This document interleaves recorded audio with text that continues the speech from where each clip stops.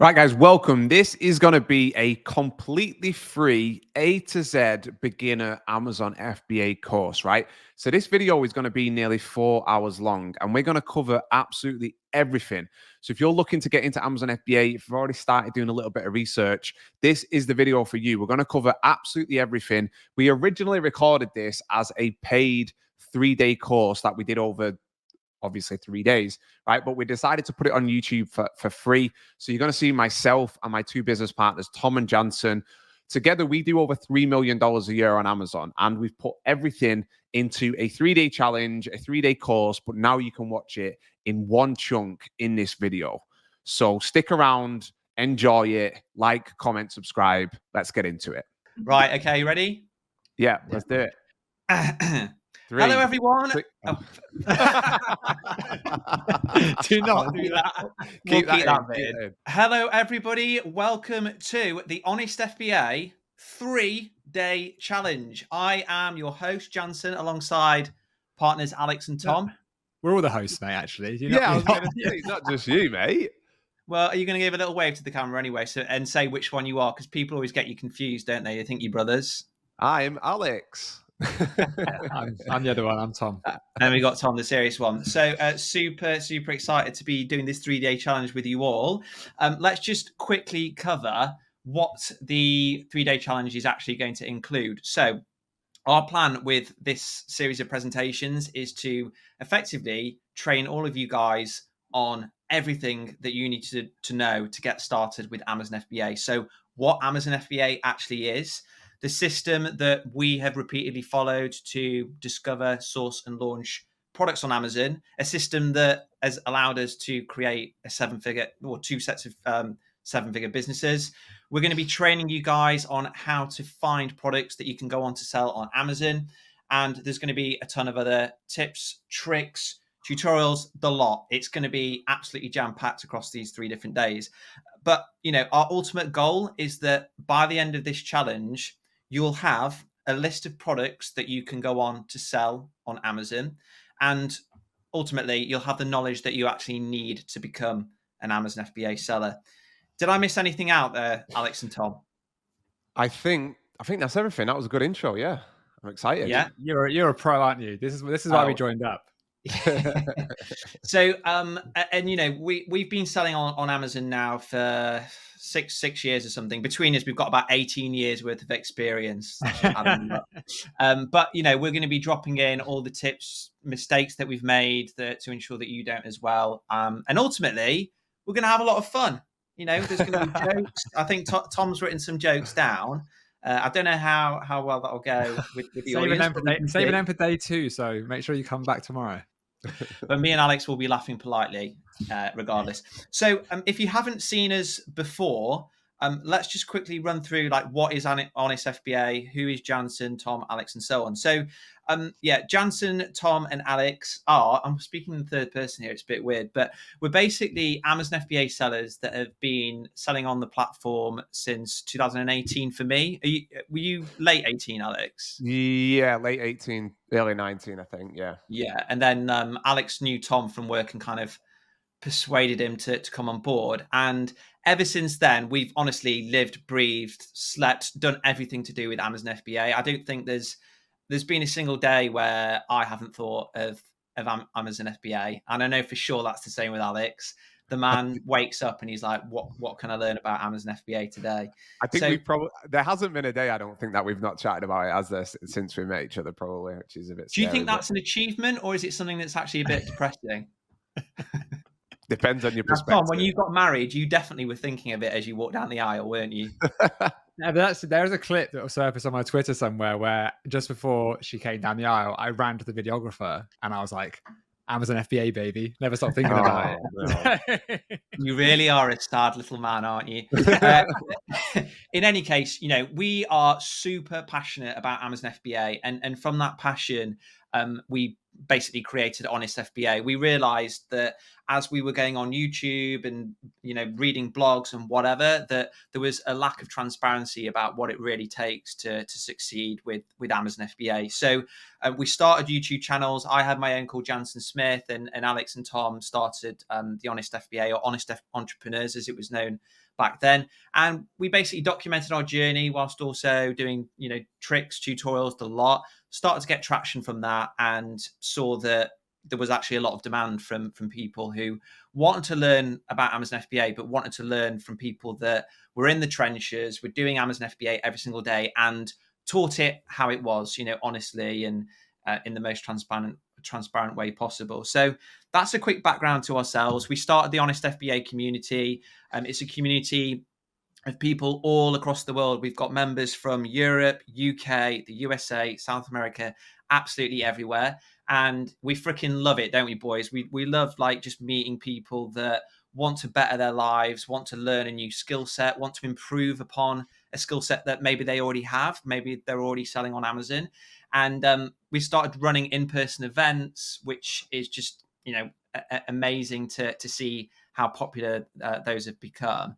And also gave Tom an opportunity in the middle there, you can see, to crack some jokes, which annoyingly for me didn't actually go without a laugh. He did get a fair few. So that helped boost his little ego somewhat. People are polite, aren't they?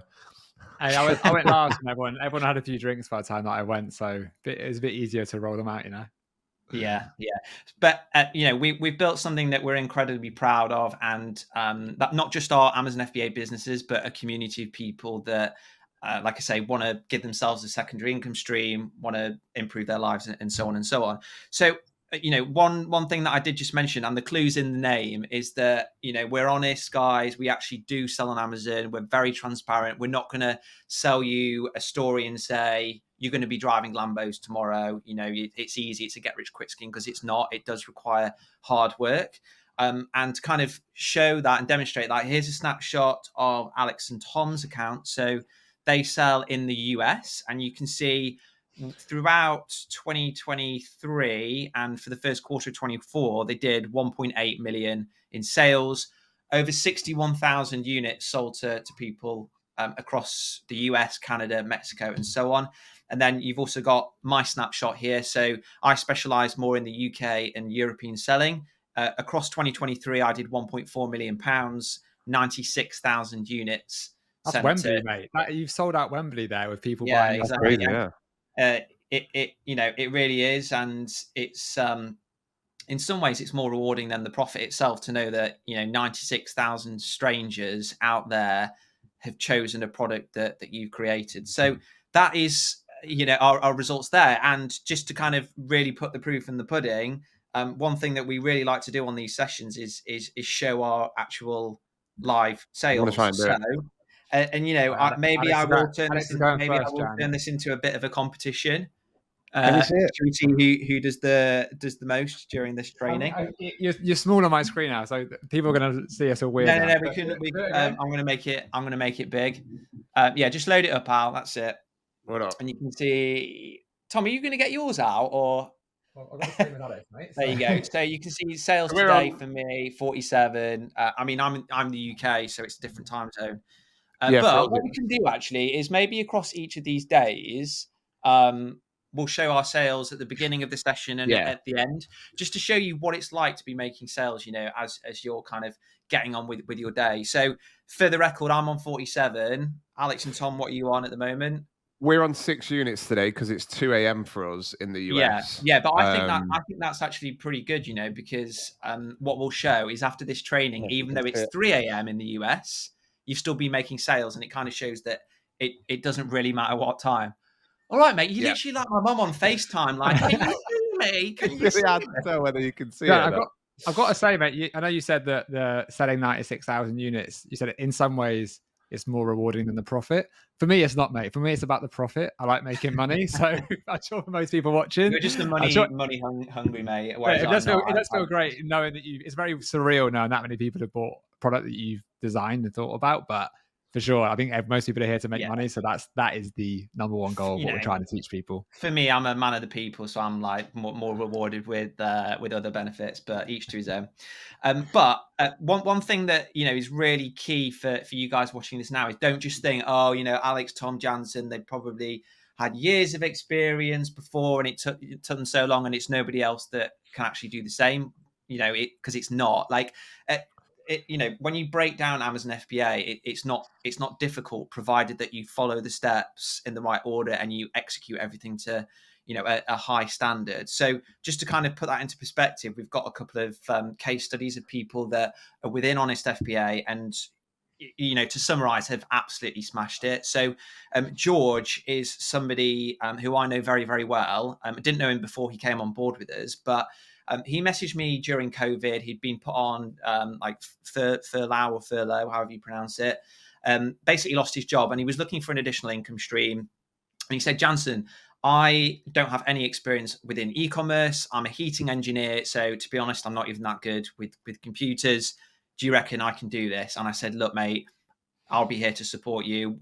Myself, Alex and Tom, we can, ensure that you follow the right steps, give you the right guidance and so on. And he was like, right, let's do this. So May 21 is kind of when he officially started his journey. He found a product very quickly with our guidance. Months 3 to 5 is when he started to build his own brand, create his offer and so on. And, that leads into today where he's running a 7-figure business, more or less off his phone in his spare time. Now, he started with an investment of around $7,500, which he put into stock, and he's absolutely killing it. At the moment, he's doing about $30,000 in profit. You've got a snapshot of his shopkeeper profit app on the right, showing that he made a profit of £24,000, so $30,000 within the last 30 days. And that is sensational considering he started with no experience whatsoever, right?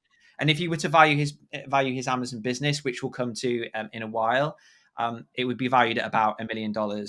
And that, is being done by somebody with no experience whatsoever. We've also got Charlie. Charlie's a little bit cooler than we are. He's a DJ. But again, similar story, certainly cooler than Tom. So it's a similar story to George in that, kind of was looking to make an additional income, didn't have any experience whatsoever. And to be honest, didn't have that much belief in himself, said to us, do you really think I can do this? And so on. So, to kind of take you through a whistle-stop tour of his experience, he started September 22 with no prior e-commerce exposure. And then running through today, he's doing about £500 profit on a daily basis, right? Which is, again, incredible. So like I'm just trying to do the math here, about £15,000 to $20,000 profit, right? Which is insane. That was his peak. I think when I asked him earlier what you're making consistently on a monthly basis, he was like, yeah, it's about 10K profit. It's amazing. So again, that's Charlie. We've got Evan, who I'll let Alex and Tom speak about. You know him because he's in the US, don't you? Yeah, so Evan reached out to us. He had previously worked with an Amazon, what's known as an Amazon automation company. So I won't go too in depth on this, but basically these companies, they will promise you that instead of you doing the work, you pay them a load of money and they do everything for you. And there's a lot of issues with that. The vast majority of them are total scams. So he basically came to us and he said that he paid this other company, I think almost $15,000 in total, and he'd launched this product. It wasn't going very well. And initially we had a couple of consultation calls with him, and then he joined Honest FBA. We helped him kind of change the way that he saw Amazon, because the problem with this company is it's kind of like that saying, like give a man a fish, feed him for a day, teach a man to fish, feed him for a lifetime.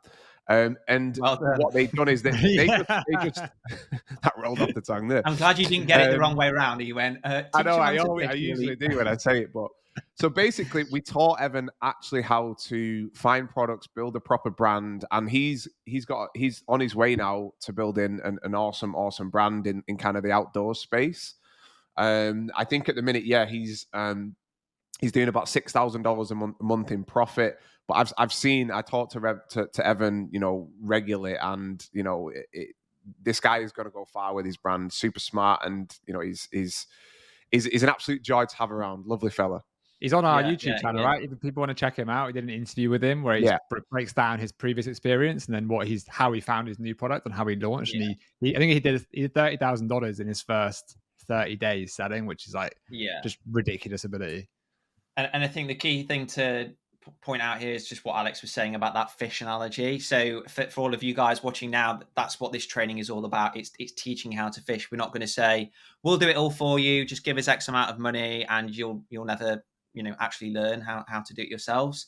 This training is being written and built by us in a way that means that by the end of the 3 days, there's no reason why you can't go on to follow in all of these guys' footsteps. And then our final kind of case study is Tom. So Tom used to do a business model on Amazon called online arbitrage, and we can go into a bit of detail on what that is later. But basically, he was a little bit of a I have to be careful of the language here for the US audience, but like a Dell boy. So he would buy products and then establish products and then just sell them for a bit higher profit. Effectively, so not in our view like a real long-term sustainable business, but does give you some Amazon experience. So he came on board with us, wanted to learn how to build his own brand, build his own product range, and so on. And he made like huge amounts of progress very quickly. He did start with a substantially higher investment than our previous members. But his results have kind of reflected that very quickly. He's doing about 40k profit every single month. So crazy. We're not advising you guys to start with that at all. We just kind of wanted to show you the different case studies there to show you the different levels of success that we've seen and the different starting investments and levels of experience and so on and so on. One thing with Tom, I just want to add in down quickly is coming from the other models. Some people watching this might have also done the same thing. He had so much conviction in Amazon as a platform because he knew that whatever he put on, like people, as long as you hit demand, like people will buy the product. So that's why he has probably the biggest. He's the Tom with the biggest balls in Honest FBA, and I don't mind admitting that. That's why he started with 80 grand and he went massive, and it has paid off immediately. And he followed the playbook. He hit every fundamental, and now he's going to scale this to a 7. Yeah. Even he wants to go for a 9-figure brand. The guy's got huge ambition. So yeah, people like him being in the community, it's a pleasure to work with because it makes us even think bigger, right? He's coming in swinging that big that it makes us question even what we're doing. Yeah. And just to plug our YouTube again, Alex did a very detailed video on kind of Tom's story, which, we can send in follow-up email for day 2 or whatnot, or you can search for yourself. But, the kind of point that we're trying to get across is it honestly does not matter your gender, your race, experience, and anything else that you can kind of think of. Like, this is possible provided that you put in the time and the effort, you follow the steps that we're going to be teaching you. There's no reason why you can't achieve success either. These are some photos from one of our recent events, and you can see very, very happy people that have built their own brands and achieved success with Amazon. So super proud of our community, which is growing month by month. So one of the things that we've kind of mentioned a few times already is Amazon FBA. I apologize for those of you that may have just clicked onto this 3-day challenge a few days ago on an ad and you're not familiar with what it is. Let's just break it down for you now. So what is Amazon FBA? Now, the FBA in Amazon FBA kind of confusingly stands for Fulfillment by Amazon. So it's Amazon Fulfillment by Amazon, right? That's just the lingo that we picked up. And basically, what it is a business kind of, I would say, strategy that allows you to sell on Amazon, on the Amazon platform, without actually having to do any of the picking, packing, and posting of products whenever you make a sale. So in a nutshell, how it works is you find a product or think of a product that you would like to sell on the Amazon website. You order units from a manufacturer, wherever, get those produced, and then you ship them to an Amazon warehouse. There's tons of them. If you're in the UK, there's about 15. The US, 60, 70. There's a lot. I think. Yeah. There's tons. Amazon then kind of distributes those units for you across all of its warehouses, and the product becomes available for sale on the Amazon website. A lot of people don't realize this, but when you go onto Amazon and you make a purchase, 60% of the time, you're not purchasing from Amazon themselves. You're purchasing from a third-party seller that is using this Amazon FBA. So when that happens, Amazon then sends a notice to its warehouse staff. They go and pick the product, they pack it, they post it to the customer, and then they deposit the funds into your account. That is it in a nutshell. And this is something that should really excite you. It excited me when I first came across it because it means that you could be selling hundreds, if not thousands of units a week. I mean, you saw from our results earlier, I sold 95,000 units in a year. I didn't go to the post office 95,000 times, thank God. Amazon did it all for me, right? So Amazon FBA is something that allows you to leverage Amazon's reputation, their infrastructure, their logistics, and so on, in order to build businesses or build a business very, very quickly, right? In my view, and one of the reasons that it appealed to me, like from the moment I discovered it, is it's like business beginner friendly. If you've never created a business before and you want to, this sort of thing takes all the pain out, because you don't have to hire warehouses, you don't have to train staff, you don't have to do external marketing and so on, right? But above all, it should excite you, because more and more people, as each month goes by, are shopping online. Now, these statistics, when I started pulling them together for this presentation, they honestly blew my mind, because I always assumed, maybe just from my circle of friends, that everyone shops online. And I would have thought, if someone said, what proportion of internet sales out of total do you think are online? I would have said like 90, 95%. Yeah. But it's not true. 75% of sales are still being made in retail stores. Just 25% is online, expected by next year, 2025. And you can see from the chart there, in 2019, just before COVID and the lockdowns, it was 14%. And then from the lockdowns, it jumped, around like 30, 40%. That, again, it's a huge amount of growth, but really, in the grand scheme of things, internet sales are still the minority. So that's one reason why you should be super excited by Amazon FBA. One of the biggest questions we get is, it's too late. Surely it's too late. Do you think, is it saturated or whatnot? I mean, look, the figures speak for themselves. Total sales are just 25% on the internet. So we've got a ton of additional growth to go. And as more and more people shop online, where are they going to go? They're going to go to Amazon, right? People love it. And you can see that again from these stats here. So this is just the number of Amazon Prime users within the US. So you've got 160 million people that are paying subscribers on Amazon within the US alone in 2024, 2025. And that is going to continue growing as more people start to shop online. So you can kind of figure, if you think of those numbers, just how big Amazon's going to get, and how much more the opportunity of selling on Amazon, how much more there is left in the tank. So another question that we do frequently get is, all right, what do you guys sell? What categories are you in, and so on. So I sell I've got 2 different brands, and my brands sit within electronics and beauty. And Alex and Tom have got one brand across. How many products are you guys on now? About 6 or 7. Yeah, 6 or 7 different. About 8 now, mate. You've got to keep up. And you've got to count variations as well, remember. I'm all in. And category wise, I don't want to kind of say, in case you're like, don't say. No, it's a pet brand. Yeah, we've got a pet brand. Yeah. Yeah. So the products that we sell are known as private label products. So when we say that we sell our own products, right, we're not meaning that we're inventors. Like, there's absolutely no way in hell you would ever find Tom in a lab concocting some product from scratch, right, and inventing something. I don't know, were you any good at art and design, Tom, at school? I like to say our first custom product was, I sketched it in a notepad in my old apartment and sent it to China, and they made it. So I'm basically Jeff Bezos. Not Jeff Bezos, Mate, Elon Musk. That'll be worth millions. Have you got the original sketch of that? I do, but I'm going to frame it. I'll put it up here. Frame it. You know how people frame their first dollar that they make? You should frame your first picture.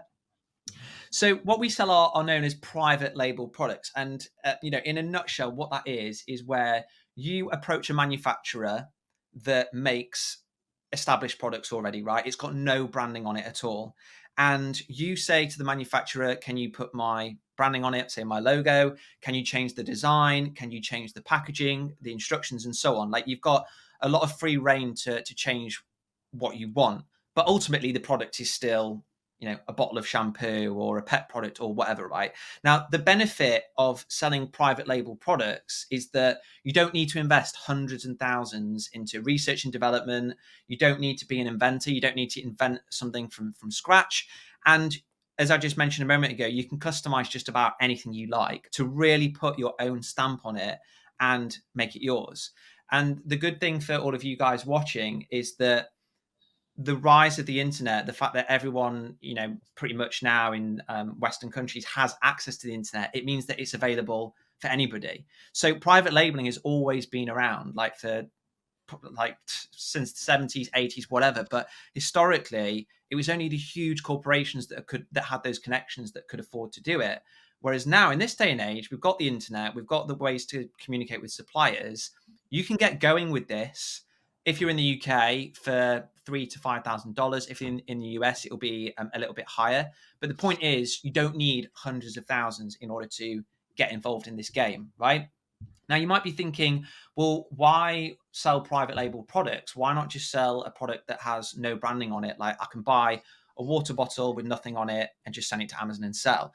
Now, branding, having decent branding is proven by statisticians, people that read into people's minds, psychiatrists. I don't know if that's the right word, but it's proven to have a positive impact on people's purchasing decisions. So if you were to kind of compare two products, one was branded and one was unbranded, even if the branded one, technically speaking, was not quite as good as the unbranded one, more people would choose the one that had the custom packaging, the branding, and so on, right? It's just proven to create trust and authority. And if you look at those names, those logos there, and kind of think to yourself, would I buy their products just based on their branding alone? The answer was probably yes. If I said to you, I will give you an Apple iPhone or an unbranded phone that is actually a bit better than the iPhone, most people would say, yeah, unless you're Tom, who hates Apple and goes for Androids. Or have you swapped now, Tom? Got some good news for you, Jan. Oh, there you go. He's a convert. And the only reason you have that is because it's Apple. You're an Apple fanboy now.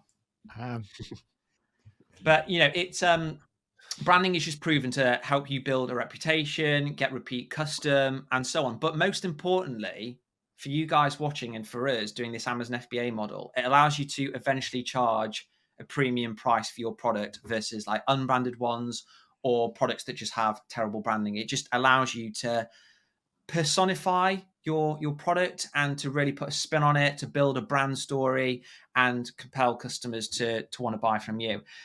A big one, though, is this bottom point here. It allows you to build an asset that you can sell later, right? If you're known as a business that just sells water bottles that has got no branding on it, other people could say, well, anyone could do that. Whereas if you have created your own brand of water bottles, as an example, that people recognize when you say to a random person down the street or whatever, do you know Chili's water bottles? Do you know whatever? And they go, yeah, I do. That has a value to it that people are willing to pay for. So earlier on, we spoke about different Amazon models. One of the ones I mentioned was this online arbitrage that Tom, one of our members, used to do. Now, there are different methods that you can follow when selling on Amazon. Private label is what we specialize in. So building your own brand, right? The other models, they do of course have benefits, but in our opinion, they just fall short massively when you compare them to private label. So arbitrage, as I said earlier, it's like flipping other people's products, other people's brands. So like Lego, PlayStation games, whatever. Yeah, you can earn money from that, but the time commitment that you need to put into that business every single day throughout the entire period that you're doing it is high, right? Whereas with private label, as you will see at the end of this training, when we show our kind of sales, they will have gone up. And we haven't been doing daily product research, looking for deals and so on of products to sell. We've done the work up front and the products kind of sell whilst we sleep, right? It's the same with wholesale. You have to be constantly looking for new wholesalers, building new relationships, finding new products and so on. I mean, I don't need to walk through each of these individually, but ultimately, the returns that you're going to see with private label are going to be a lot higher versus the other two. We typically tell our members or guide our members to aim for 80% plus, where the other models are a lot lower. You can actually sell this business, right? If you think about it, if you're buying and selling Lego products that you kind of find down the shops, that doesn't really have a value because anyone can do that. Whereas with private label, you're building your own brand. It's unique to you and your business. That can be sold, right? So that's the reason that we really recommend that you guys follow private label, and that's why we've done it for 5-6 years. I think, Alex, did you ever used to do arbitrage? No, I didn't. We got straight into private label. But I know arbitrage, yeah, it is popular, but yeah, for you don't really think that, potentially one day you would want to sell the business, but having the ability to do so is crazy. And we'll go on and show some Yeah. examples soon. So, And what would you say to the people watching that are kind of like, oh, I'm thinking of starting with arbitrage and going into private label? Because you kind of voiced this before on YouTube, haven't you? yeah, I mean, honestly, everybody that I know that got into arbitrage, you end up getting into it and you do it for 2, 3, 4 years. And like, if we'd have done that, we wouldn't have a business that's like worth close to 7 figures now. Because you end up getting into it, and before you know it, it's 12 months, 2 years. For me, you should be working on a business that you have, equity in and enterprise value in that you can sell. So, Yeah, and I think if you're exactly. smart enough to make, if you, a lot of people's, arbitrage is whatever.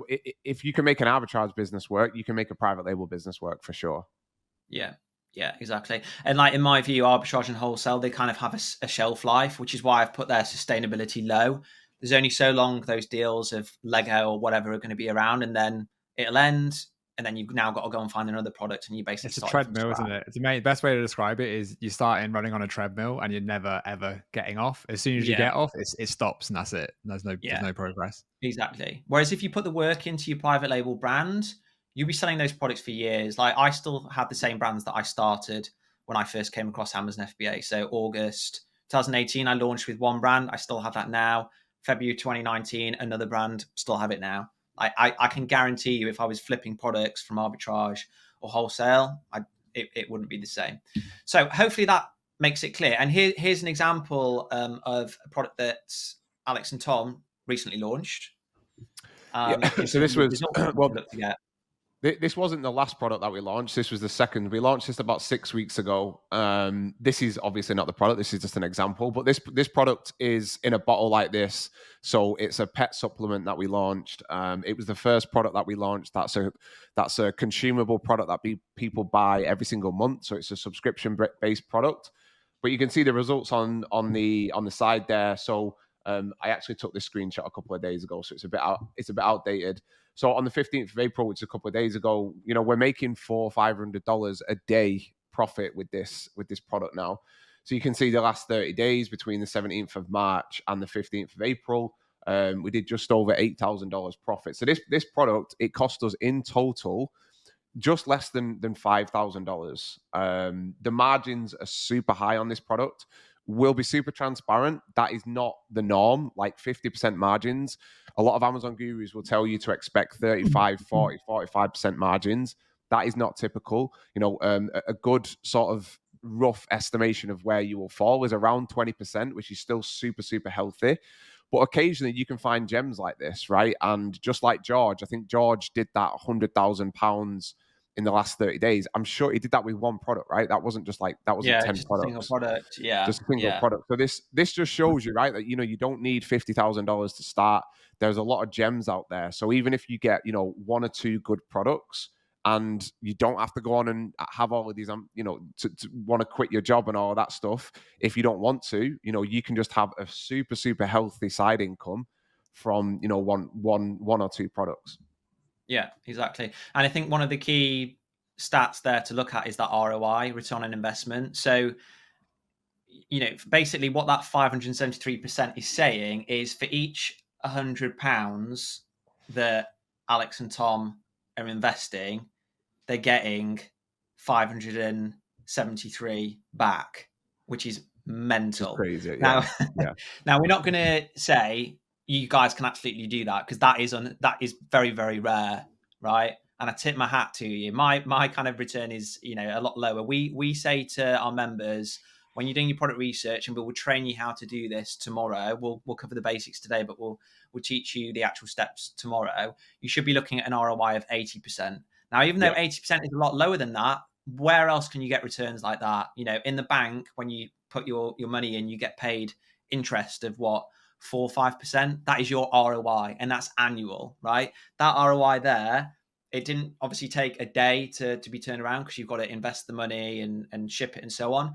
But I would say the turnaround for 573% there, 3 months maybe for you to make that return, and it's insane. Getting 80% return on anything in 3 months is unheard of, unless you're doing something like Bitcoin, where you might as well be down the casino. It's like you've got no idea where it's going to look. This is all in your control and your hands. And as we said about building an asset that you can sell later. So if you don't believe us, there's a BBC article here on a number of people within the UK, I think, that actually sold their brands, their businesses. They were all doing private label. There are also websites out there. One is called Flipper. Another one's called Quiet Light, Empire Flippers. You guys can go and search for them. And you can see here that, we've got here on the right, Amazon FBA luxury beauty brands business.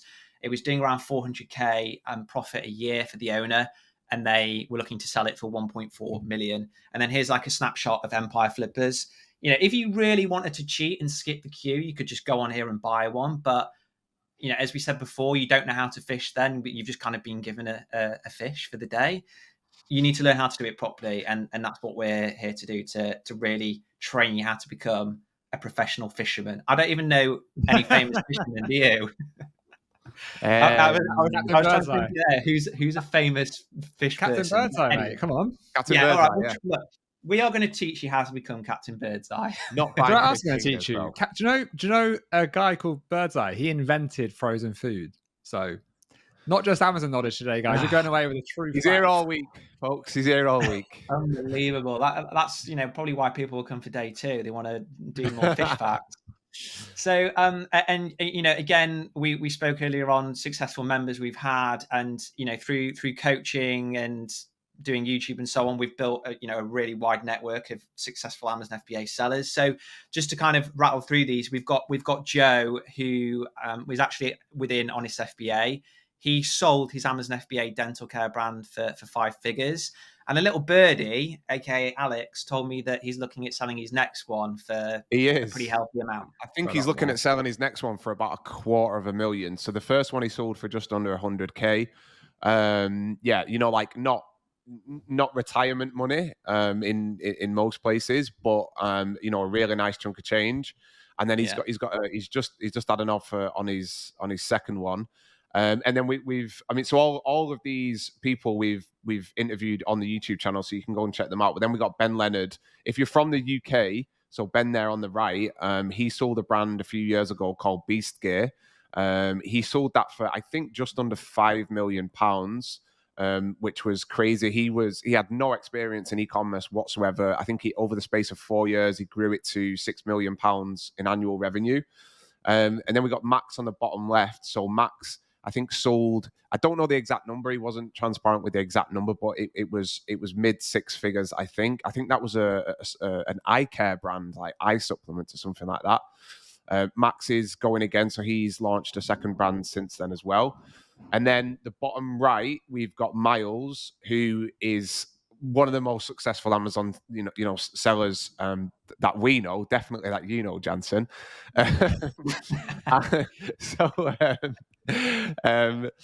But Miles is an incredibly smart guy. I thought you were going to say incredibly attractive there. He is. It looks like a stock photo because Miles is so handsome, but he's also a bloody lovely fella. But Miles, the interesting thing about Miles is he scaled it, and he actually hired somebody to run the brand for him, another chap called Michael, who we're close friends with. So in the end, Miles was literally, and I know this sounds ridiculous, but Miles was working 1 hour a week on his brand, and then he sold it for 8 figures. That sounds unbelievable, I know, but what he did is he hired a team to work underneath him, which is just absolutely nuts. So Miles is living it up somewhere in Panama now after having a huge exit. So, yeah. Yeah, and I guess that's one thing I forgot to mention earlier is the time commitment of private label. So building your own brand, it takes time in the early days for you to find the product, do the branding, and so on. But once you've done that and you've started selling on Amazon, it is very much kind of rinse and repeat. I've had 95,000 units last year sold, and I think I probably commit around 4 hours a week, if that. Most of it's just done off my phone, and it's similar for a lot of people out there. So, you know, as Alex said as well, with Miles, that picture on the bottom right literally looks like an AI stock photo. He's that symmetrical and good looking, but he is very much a real person. Tom did an interview with him on our YouTube channel. So again, you can go and check that out after.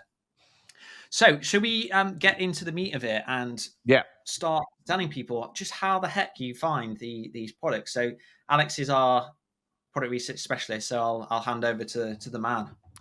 All right, let's get into it. So we're going to do an introduction to product research. So we're going to go over the fundamentals and the theory that you guys need to know, right? Because obviously we're teaching you how to fish. We're not just providing you with a big bluefin tuna. So you're not finding a product, right? You are.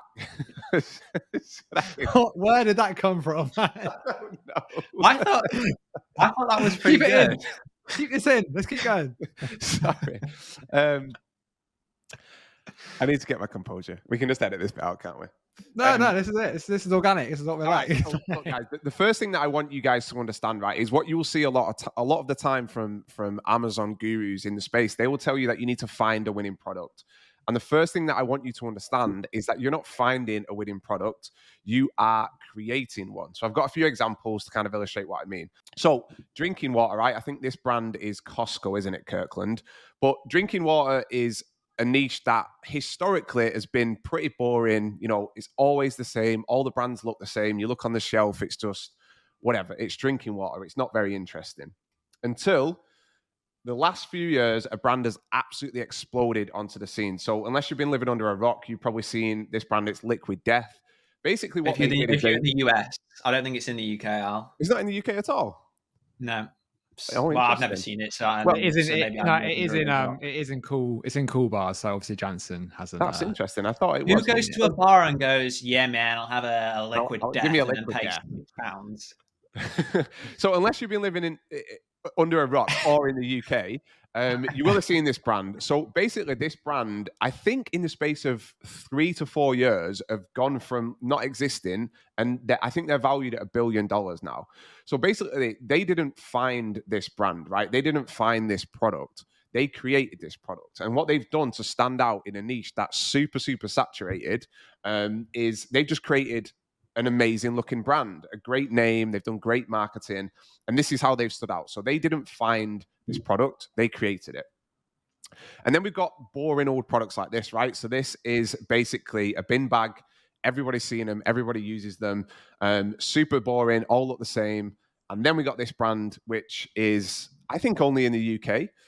So obviously this just looks so unless you've been different. living under a rock, mate, everyone's heard of beast bin bags. There you go. Yeah, unless you've been living under a rock.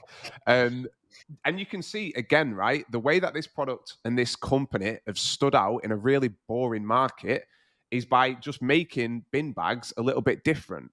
So this is the kind of point that I'm trying to get across to you guys. And I've got another example here. I think this was a brand that Jansen might have mentioned earlier. Again, you've got water bottles, not very interesting, you know, just whatever, you put your water in it when you go to football or to the gym. And then this brand called Chili's came along. Now, I don't know if Chili's were the first sort of brand to do this, but basically they just made water bottles sexy. Do you know what I mean? I remember there was a girl that I used to work with, and she had one of these on her desk, and it had all these like big blue whales all over it. And I swear, like when she got it and she brought it into work, for the first week or so, everybody walking past stopped and picked it up and was like, "What's this?" And like, "What's the brand called?" And all they really did was take an existing product and they put a spin on it. So they didn't find this product. They didn't stumble across it.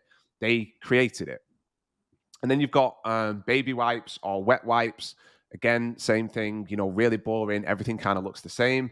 And then this is a brand that's burst onto the scene over the past couple of years called Dude Wipes. Again, I think this is close to $1 billion company. I think just on Amazon alone, they do about $20 million a month in sales. It's literally the same product. It's not revolutionary. They didn't really change the actual wet wipes themselves. All they did was create a really nice brand around it that really stands out. And they targeted specifically men. And you can obviously tell that with the brand name. Dude. My dad's just walked. My dog's just walked into lie next to me. So, and then we've got creatine. So if you know, Tom, you're a big gym goer, aren't you? Do you take creatine? I do actually, yeah. There you go. So I mean, I've taken creatine over the years. One of the things with taking creatine is that it's a bit annoying. You got to put the powder in water, or you just got to sort of take it on a spoon, and it's not very nice. This is a huge brand called Optimum Nutrition. So recently, this brand kind of burst onto the scene called Create.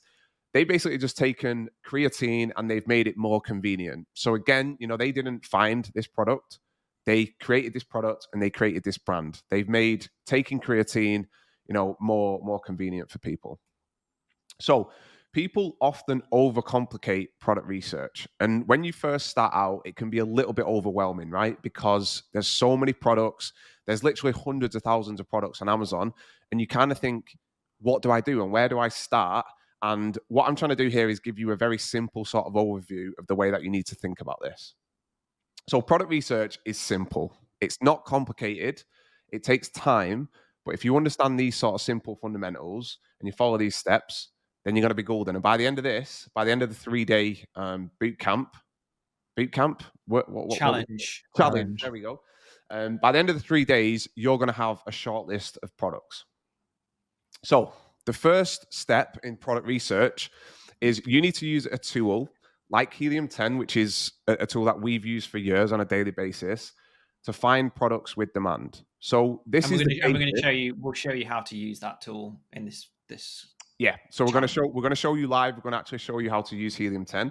Basically, Helium 10 allows you to go to any product on Amazon, and it allows you to see how many sales that specific product is doing on a monthly basis. Now, this will blow your mind when you first do this, because you will browse around Amazon and you will see random products and you will see them doing tens of thousands of dollars in sales or pounds every single month, and it will blow your mind. So the first step is you need to find products that have got existing demand, because you might have an amazing idea for a product. If it's not got people searching for it already on Amazon, then you can put it on Amazon, but nobody's going to buy it. So you are capturing that existing demand. People are already searching for whatever product it is that you want to sell, and you're gonna capture that. Yeah, I think that's a really important thing to remember when it comes to selling on Amazon. So like Alex said, if you've got the best idea in the world, if customers aren't already searching for it and looking to buy it, it's just not going to do well. Amazon's not the right platform. The majority of people, probably 99% of people that go to Amazon, they've got buying intent. They already know what they want to buy. They just don't know who they want to buy it from. And it's your job to persuade them. Exactly. Step number 2, you've got to check that demand fits your budget. Now, this is something that we're going to show you exactly how to do this.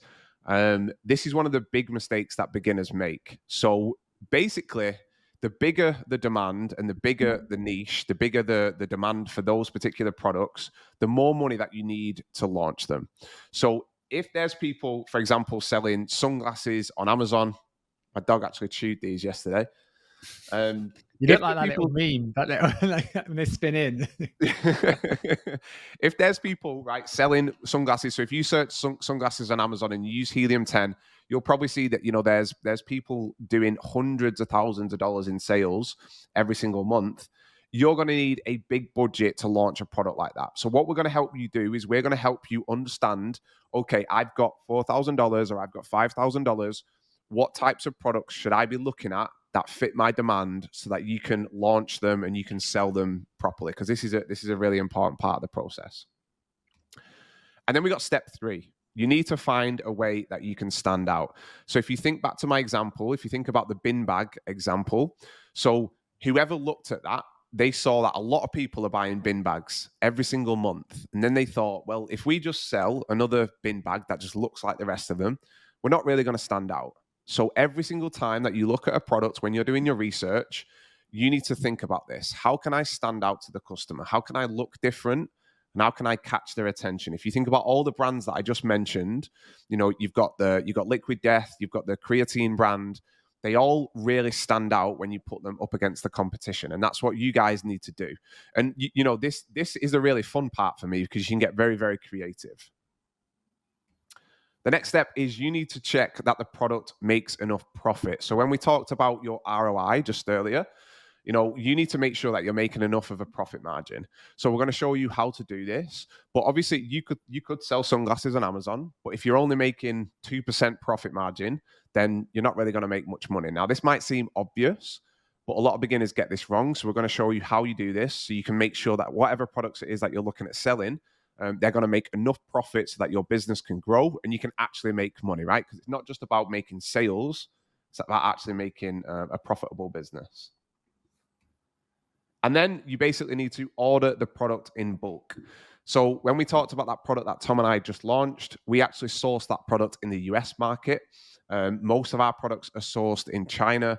We've got friends that source products in India, in Vietnam. There's a lot of different places. The majority of stuff that you're going to be looking at is going to be on Alibaba, which is a website for finding suppliers in China. But this part of the process is basically where you're going to say, hey, I'm going to order 1,000 units of my sunglasses, and then I'm going to send them to Amazon, and then the customers are going to go online and buy them. And then you're going to be creating your brand and your listing. So this is a super crucial part of the process again.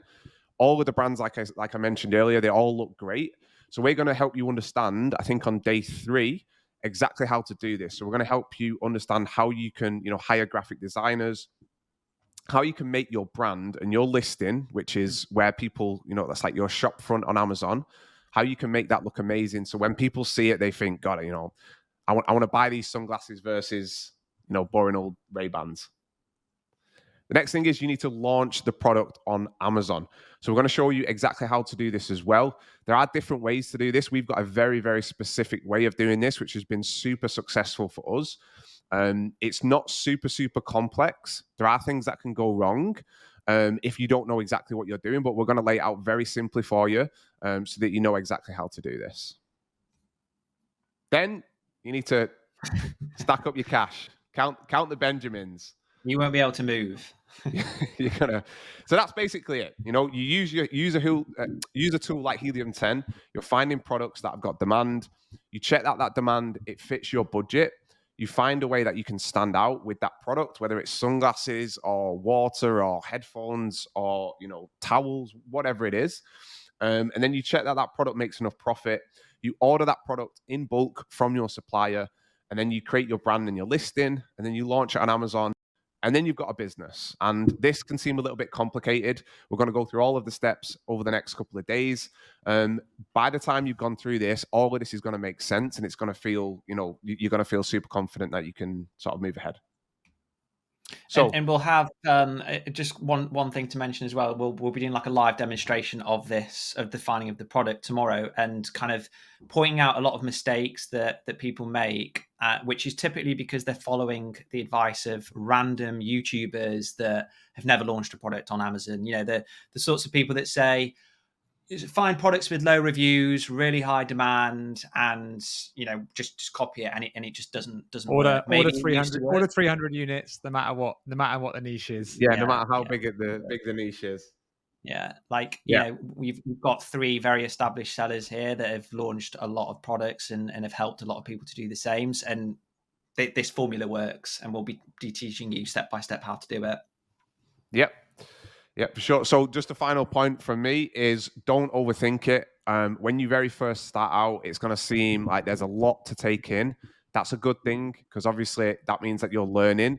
But slowly, as you do this, it's going to all start to make sense. Honestly, it's not that complicated. There's a lot of things that you do need to understand, but it's actually quite a simple process from end to end. So don't overthink it. Follow and trust the process. Follow what we teach you guys, and you're going to do really well.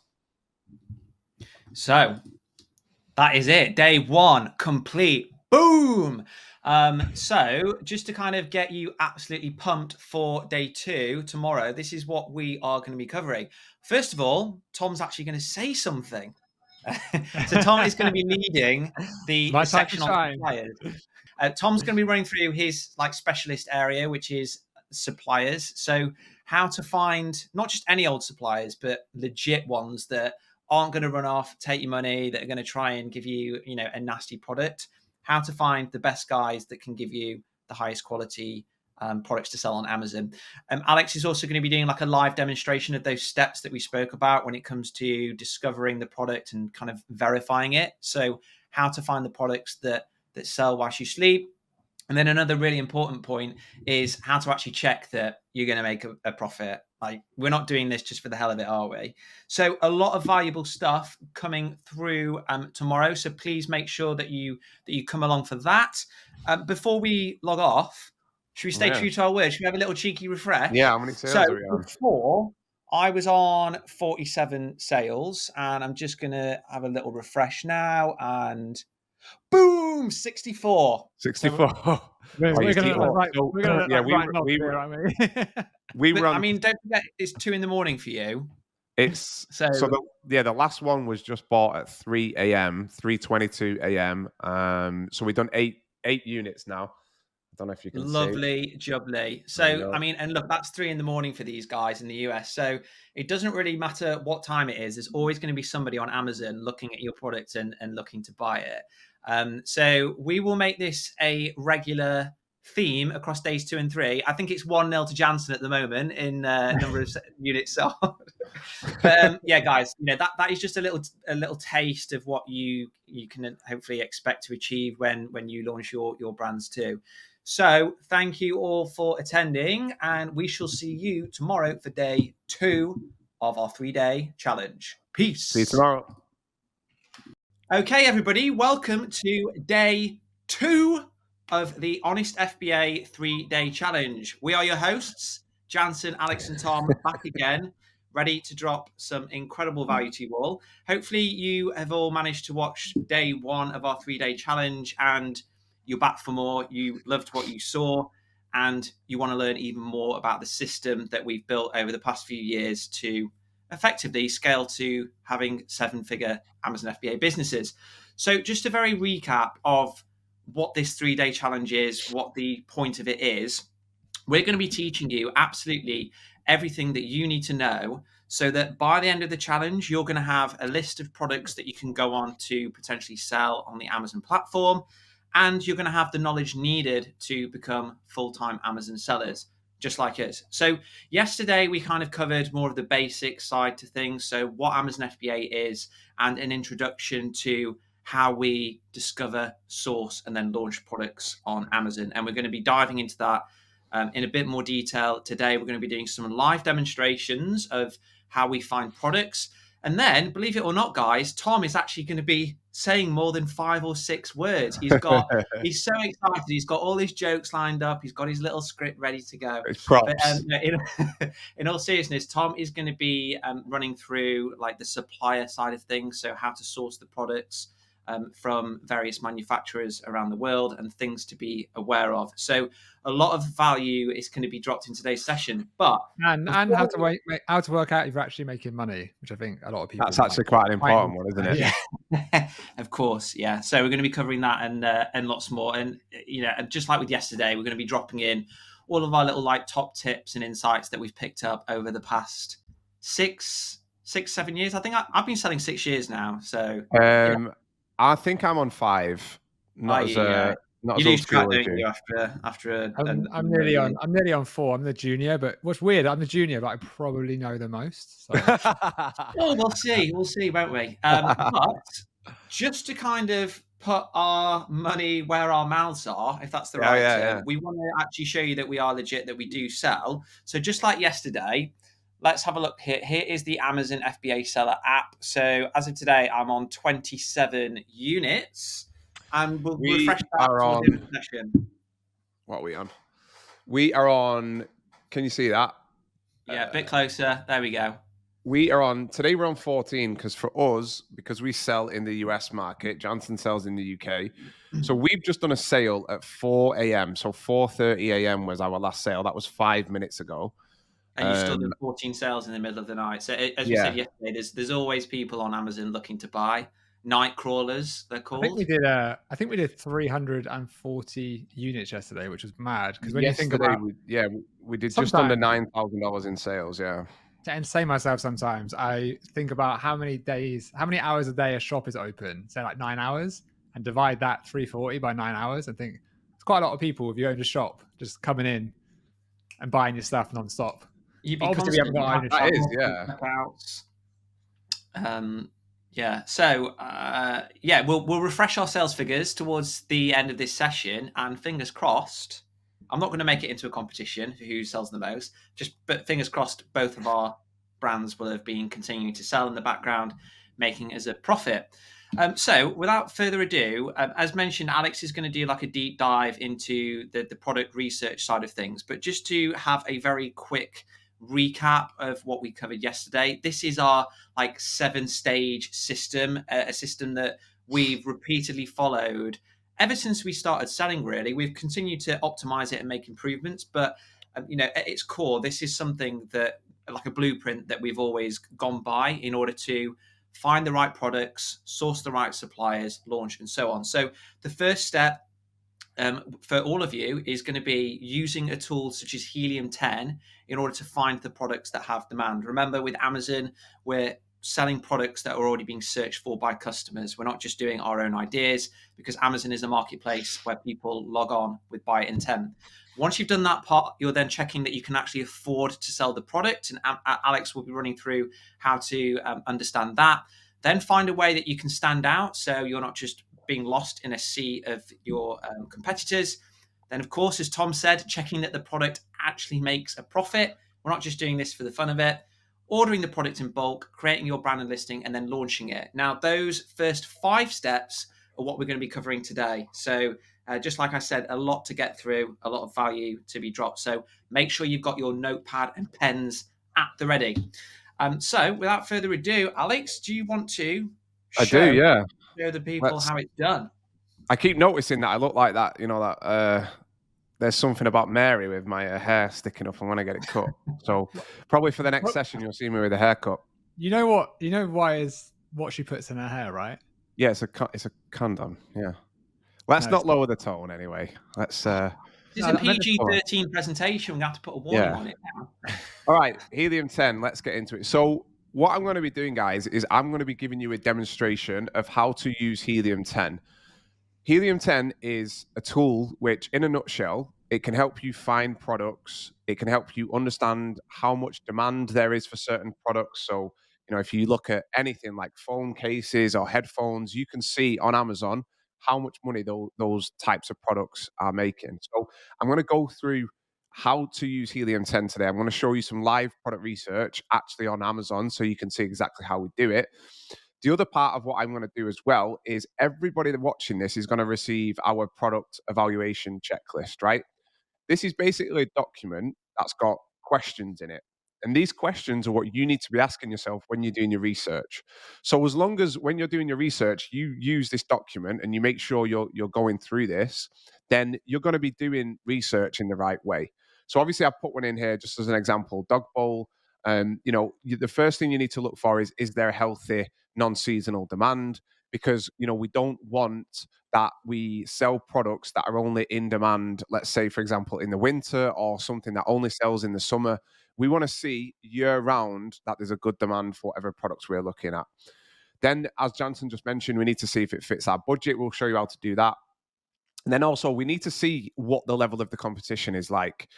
One of the big ways that you can really win on Amazon is by having a much higher quality listing and visual brand. So if your brand looks incredible and when the customer sees the photos and everything, they think, wow, this is a super quality product. It's a great way that you can actually stand out and you can beat the competition. So when we're doing our research, that's something that we look at. So you'll see in a minute when we do the live example that we look at the listing quality, we look at the images, and we think, could we beat the level of competition that's already out there? If you look at a competition, let's say we looked at dog bowls and everything was super high quality and everybody had 50,000 reviews and all of the reviews were 4.8 stars. And that's an indication that it might be really, really competitive and it might be difficult to sell a new product in there. So this is just one thing that we want you to look at when you're doing your research. The other is that, you can think of a strong way to stand out. I will go into a little bit more detail on exactly how we do that. But that's basically the underlying thing with everything is you need to find some way that you can stand out. If you launch a dog bowl, how can you stand out versus the competition? And the last one is, do the economics work? Like Tom said, We're not just doing this to make sales. You know, we're doing this because we want to make a profit, right? So yesterday, for example, we did just under $9,000 in revenue, but I think our profit margin for the day was about 19%. So our business at the moment is between about 15 and 19% usually. We don't want to be getting a 1 or 2% profit margin. So it's really important that everything that you launch on Amazon has got a strong profit margin, and we'll show you how to work that out. Then we've got these 3 boxes at the end, right? So this is where you're going to be putting in, when you're putting your examples in here, you're going to be working out using the system that Tom's going to show you in a little while. You're going to be putting in here what your estimated profit margin is, and you're also going to be putting in what the revenue of the top seller is. So if we were looking at these dog bowls and we see the number 1 seller for dog bowls is doing $45,000 a month, then we're going to pop that in there. We're just going to put that in there. And that's really going to make sure that you're thinking about this question here. Because in a nutshell, if this number is 45,000, and if you've only got $5,000, it's probably going to be too big for you to afford to launch that product. So we'll show you how to think about that and how to work that out. We've got a very simple sort of rule of thumb to follow, but that's something that you're going to put in there as well. And then in the end here, you can know what are your ideas for standing out. So we're really trying to encourage you guys to go through each of these questions every time you're doing your research. And the more that you do that, the easier it's going to be to find products, and the higher the chance of success is going to be when you actually, come to launch them on Amazon. All right, guys, we're going to do some live product research, right? We're going to be using Helium 10. If you don't have Helium 10, then go and get it. We've got a discount code for you that you can use to get 25% off. Believe me, it's worth getting it. If you want to build an Amazon business, it's absolutely essential. So we're going to be today using what's called Black Box, right? So when you get Helium 10, you can click on this tab up here. You can see they've got tons and tons of different stuff. Another thing that they've got is this learning hub. So what that learning hub is basically a collection of like videos and stuff. So if you're a little bit unclear on certain features, or you just want to learn a bit more about Helium 10, I recommend going and watching some of those videos because they're great.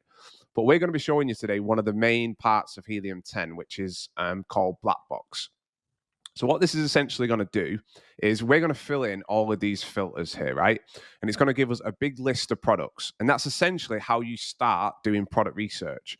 Everything starts pretty much with Helium 10. You get a big list of products based on criteria that you give to Helium 10 within the Black Box tool.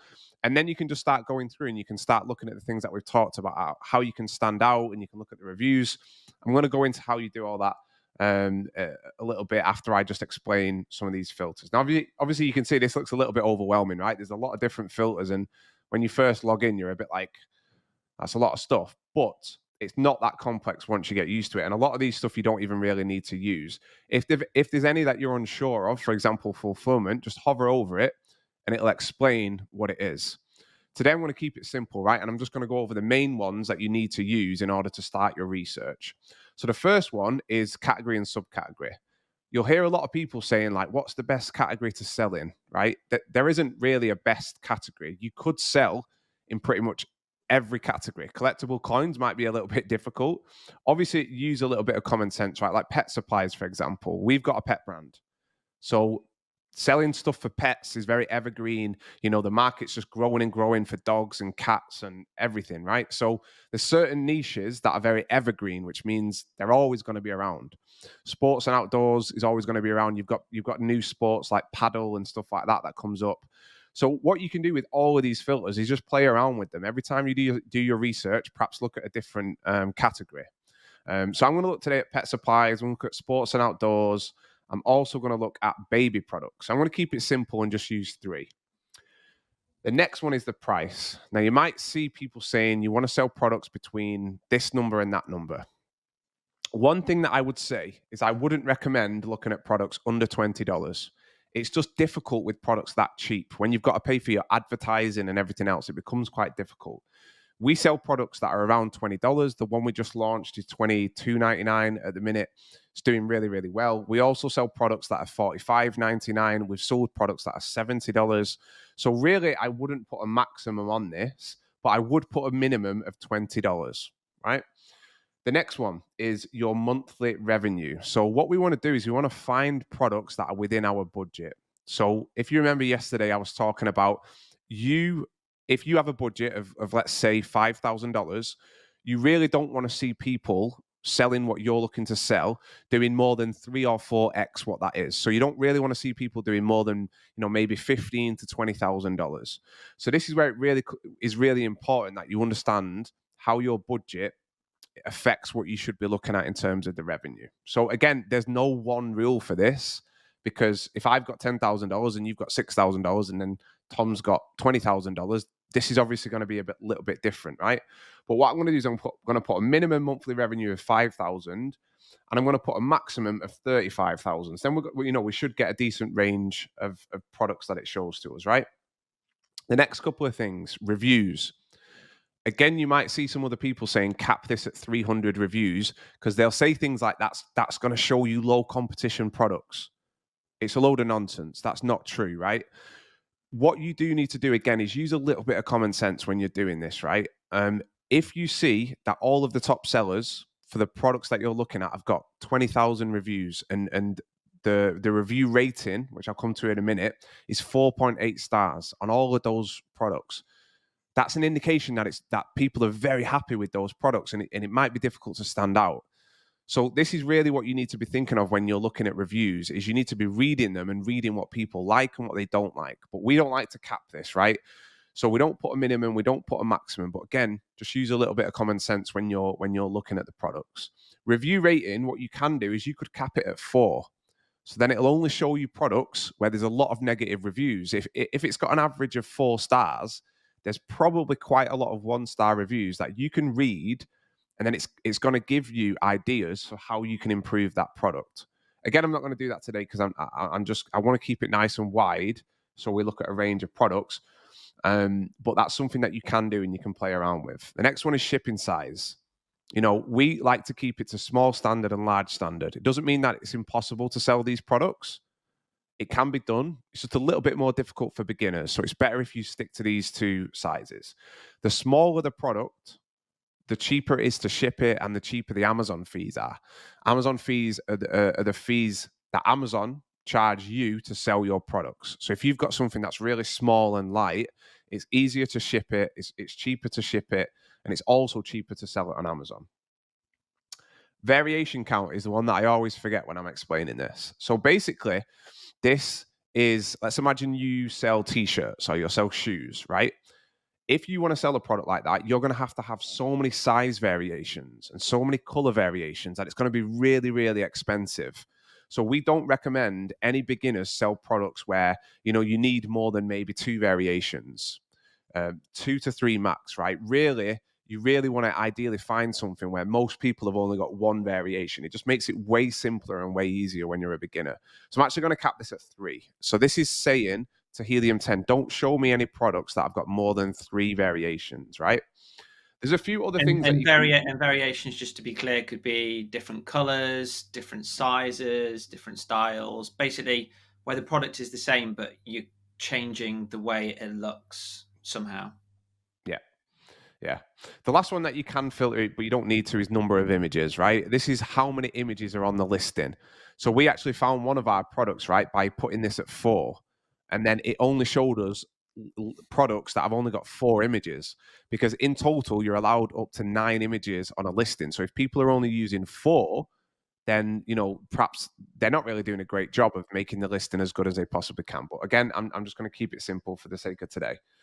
Once you've filled in your filters, all you do is you come down here and you hit search, and this is going to give us a big list of products, right? Just one additional thing to point out, Al. So those of you that are watching might be based in the UK, Europe, wherever, and you've noticed that Alex is talking about dollars and the US market. The beauty of Amazon is that it doesn't really matter where you are based in the world. Like, provided you've got an internet connection and a computer, you can opt to sell wherever. So Alex and Tom, they live in Spain, they sell in the US. I live in the UK, sell in the UK, and historically have sold throughout Europe as well.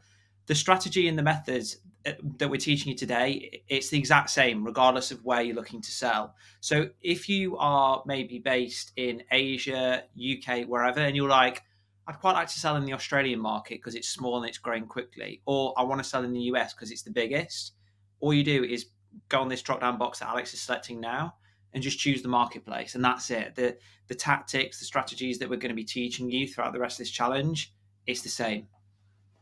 Yeah, I think there's yeah, like 18. Is there like 18 Amazon platforms now? Like the yeah, it's countries quite that a are lot, on. isn't there? I think So just Turkey, in there, Brazil, that's new, isn't it? Brazil's just been added, yeah, and also I Arab, think Arab Emirates as well is growing. I know yeah, really, and India I know is growing crazy. That's actually quite an interesting way. A bit further down the line for some of you, but like there'll be products in other territories that haven't yet reached the UK or reached America, so they can be a good way to find product ideas later on as well. yeah, yeah, for sure. So basically, once you hit search, right, it's just going to give you. Look, you can see here viewing 1 to 50 of 500 products. So that's 500 products that you can look at, and then you can start to, do the next steps of the research, which we're going to go through in a minute, right? And also that 500, that's not like Helium 10 saying that's all that exists. That's just the kind of max that it can display. So you can change your filters ever so slightly, and you will see completely different results. Yeah, yeah. And I don't know about for you guys, but when I first started doing this, it just blew my mind. Like you can see already here, right? One that's just stood out to me was this one, a gun cleaning kit. So I didn't even know that existed, right? I didn't know that existed. I assumed this wouldn't be popular in the UK market, right? But there's a lot of, there's a lot of gun owners in the US. So you see some crazy products. And what you can see if you come along, you can see the category. You can see the price, so it's at $60, which is a good price. We generally like products that are a little bit more expensive. You can see the number of monthly sales. And a great thing that you can do here is you can click on this little button, and this is going to show you the sales history, what we call the sales history. So you can hit this drop down here, and you can click on all time. And this one's only going back to 2024. It might have only been launched as a new product in 2024, but what it will show you is, it is 2024, Al. What did I say? You were like, this one's only going back to 2024, so this year it's only a couple of months than that, isn't it? Yeah, it's only a few months. You were speaking as though it was like 2028. You know what? It feels like it's been that long. Working with you two. But basically, when we're talking about products being seasonal, right? What you can see is when you look at all time, because this is only a few months old, but some products have been on Amazon since 2018 or earlier. So you can see every single year if their sales spike up huge in the summer and then they disappear, which is not what you want. So you can check the historic sales using this part. You can see the monthly revenue. So we can see that this does $23,216 a month. We can see the review rating, which is like 4.5. It looks like. You can see the brand name. You can see all these different details, right? So I'm not going to go into all of them. Some of them are self-explanatory. But what I am going to do now is I'm going to click on this, and this is going to take me to Amazon. So if you think back to what we looked at on day one, right? We need to make sure there's a good existing demand. Then we need to make sure that that demand actually is within your budget. And a rough way of doing that is to look at the sales of the top sellers. So if this was the top seller, for example, and I'll have a look in a minute to see if it is, if he's doing $20,000, we really would want to have at least $6,000 to $7,000, probably about a third or a quarter of what that top revenue is. That's a good rule of thumb for you to understand, do I have enough of a budget to launch this product, right? So another thing that I'm going to be looking at, one of the questions that we've got in here in this document is, is the competition at a level we can compete with? So when you're doing your research, again, I don't want to overuse this phrase, but use a bit of common sense. If you look at the listing, like I look at this, and I don't know what it's like on your screen, but this text is tiny for me. So I look at the quality of the listing. Like I can't, if I zoom in, I can read it. But when I'm looking at this, I'm not really thinking, this is super sort of top quality, right? So that's what I'm looking at. I'm looking at, do I think the quality of the listings that I'm going to be competing against, do I think they're really, really high? So what I'm actually going to do is I'm going to see if I can find more of these, because I want to look at the overall market here. So what I'm going to do is I'm going to search gun cleaning kit, right? Because I don't just want to look at this one here. I want to look at a bunch of them. One of the really cool things that you can do with Helium 10 is when you type in up here, if you've got the Chrome extension within installed on your browser, you'll see all of these other different sort of keywords, right? So it gives you a lot of other ideas, like pistol cleaning kit, gun cleaning spray. So what I'm going to do, I'm just going to search this one. And what we're going to see is we're going to see all of the other gun cleaning kits pop up, right? And now what we're looking at is we're looking at the overall market, because when you're doing your product research, you're not just looking at individual products, right? You're looking at overall markets. Like I said, maybe you want to sell, neck travel pillow things, those things, when you go to sleep on an airplane. That's a product that Tom and I looked at a couple of years ago. But you're not just looking at those individual products, you're looking at the whole market as a whole. So what we do once we search for it, right, and once we've got a bunch of these up here, you can come to the top right-hand corner and you can click on X-ray. And what you do is you let this load up, and this is going to take all of these products that are on this page, and it's going to give us all of this data that we look at. And this is basically the process that you're going to be going through, and then you're going to shortlist your products in the template that we've in the checklist that we've given to you. So you can see now all of these different products, right? The one that we were looking at is in here somewhere. I can't remember exactly. It was this one, wasn't it? It was that Glorify one. Was it? That's the same brand, isn't it? But I think that's a different. Yeah, that's like a slightly different one because they're doing 200K. Yeah.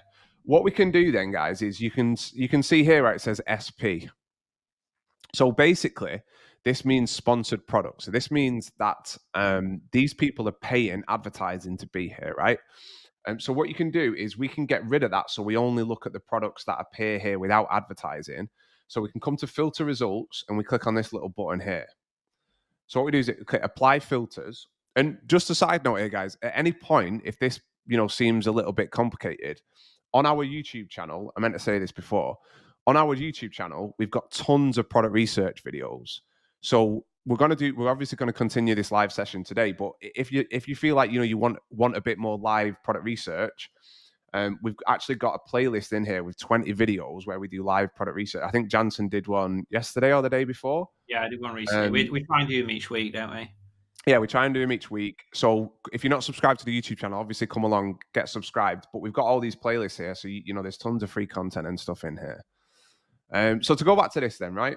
So what we can do then is we can start to see what are the sales like in this niche. And the first thing that I'm seeing already, if I sort this column by revenue, right, is I can see that this is a big, big niche. People are doing huge numbers in this niche. So this is probably not very beginner friendly. You can see the people at the top end are doing 200. I mean, which is crazy, right? Like this is one of the things that blew my mind when I started doing product research is like, would you think that there's somebody selling gun kits doing $200,000 a month selling these? And obviously when you're a beginner, that seems nuts. But at the moment, our brand, Tom and I, yesterday we did about $9,000. So we're doing about $250,000 a month at the minute. It seems crazy when you first start Amazon, but honestly, over the space of a few years, these numbers are very achievable. It's not going to happen overnight. But the first thing is this niche is honestly too big. Another way that you can see the size of the niche is when you found the keyword up here, so you can see gun cleaning kit. What's really good about Helium 10 is it will show you the search volume. So this is how you know it's a really big niche, because 50,000 people every single month are searching for this. What you can do is you can click on this graph here, right? You can go to all time, and then you can see the historic volume. So actually over the past few years, it's had its ups and downs. This might be a time with the elections and Trump or something, people buying more guns, but or Christmas, just being like, happy Christmas, mate. Wonder I can get my grandma. So, but this is quite a good example of a niche, right? That's pretty consistent. Like it does have these spikes, but it's not crazy seasonal, right? It's pretty consistent. What you guys would always see is like there's always that. A lot of products, there's going to be a Q4 bump, but don't let that scare you. As long as the baseline is solid, we don't want to see it go Q4 spike and then flat all year. But like, it's natural that a lot of products are going to get gifted, but just make sure that the baseline is solid the whole way through. Yeah. In Q4, just for those of you that don't speak the lingo, the fourth quarter of the year. Not everyone's in the. I mean, I don't feel like you explained it any better there. That means Christmas. The fourth quarter. Exactly. Yeah. That means Christmas, basically. So just to give you an example of how we like look at this, right? You can see in this column, right? This has got all of the revenue numbers for all of these products, right? So this one is obviously the top seller here, right? It's $37.99. It's got 10,000 reviews. It's going to be really difficult for us to compete with that. They've also got they've actually got a few different products in here. You can see this glorifier. They do a really good job of launching multiple products, which is something that we're doing now with our brand, right? We want our brand to be everywhere. It's a really good thing if you can do that. But this is a really, really big niche. But what I'm going to do is I'm just going to pretend, right, that the actual top seller is on about, let's imagine these guys here with the top sellers on about $30,000, right? I'd look at that and then I'd think, you know what? I've got about $8,000 for my first product, or I've got $6,000. This is a little bit higher than where I'd need it to be. If I had about $8,000, I'd be cool with that. So then I'm thinking, okay, this kind of fits. This fits my budget. The next thing that I'm going to look at, once I know that it fits my budget, because I know what the top seller is doing in terms of the revenue, and then I also know there's existing demand, because like we said earlier on day one, is you don't want to launch a product and nobody is looking for that product. You know, if we come down here to the bottom, if it was only people doing $1,200 a month, it wouldn't really be very good. But if we've got people up at the top here, you know, doing around this number, the next thing that we do is we start to think, okay, how could we stand out, right? One of my immediate reactions whenever I look at niches like this is, if you think about it, they all look very, very similar. And another thing is, I know when you look at a lot of gun niches, like I've looked at stuff related with like gun holsters or body armor type stuff. A lot of people that own guns, they're really into like camouflage, they're into carbon fiber type stuff. So straight away, I'd start to think, like, is there a way that we could create this box and have it look different visually? And I think there might be, but that's kind of the thought process that we have when we're doing our research. The first one we think of is kind of like, how could we stand out? How could we make this product different so that the customer, you know, is gonna be attracted to it over buying one of the others? The other thing that we can do, which is really important, is you want to click on one of the top sellers. Like this guy's got, you know, 10,000 reviews. I think it's this glorifier. Be careful with what you say there. Yeah, easy. So the other thing that you can look at is you can start to look at the reviews, right? Now, what I mentioned before about the review rating is really important here, right? Because these guys have got 4.6 out of 5. Over 10,000 reviews, that's really, really good. Honestly, that's a really, really high review rating. What that tells me, this is a really quality product. People really like it. So again, when we're thinking about the level of competition, this is going to be a tough one for us to compete with. But for the sake of today, it doesn't really matter, right? Because what I'm explaining to you guys is the thought process, and you can apply this thought process to any product on Amazon. So what we can do is we can come down and we can click on this here where it says 1 star, and this is going to show us all of the complaints that people have. So even a product, right? You can see it's got 163 1-star reviews.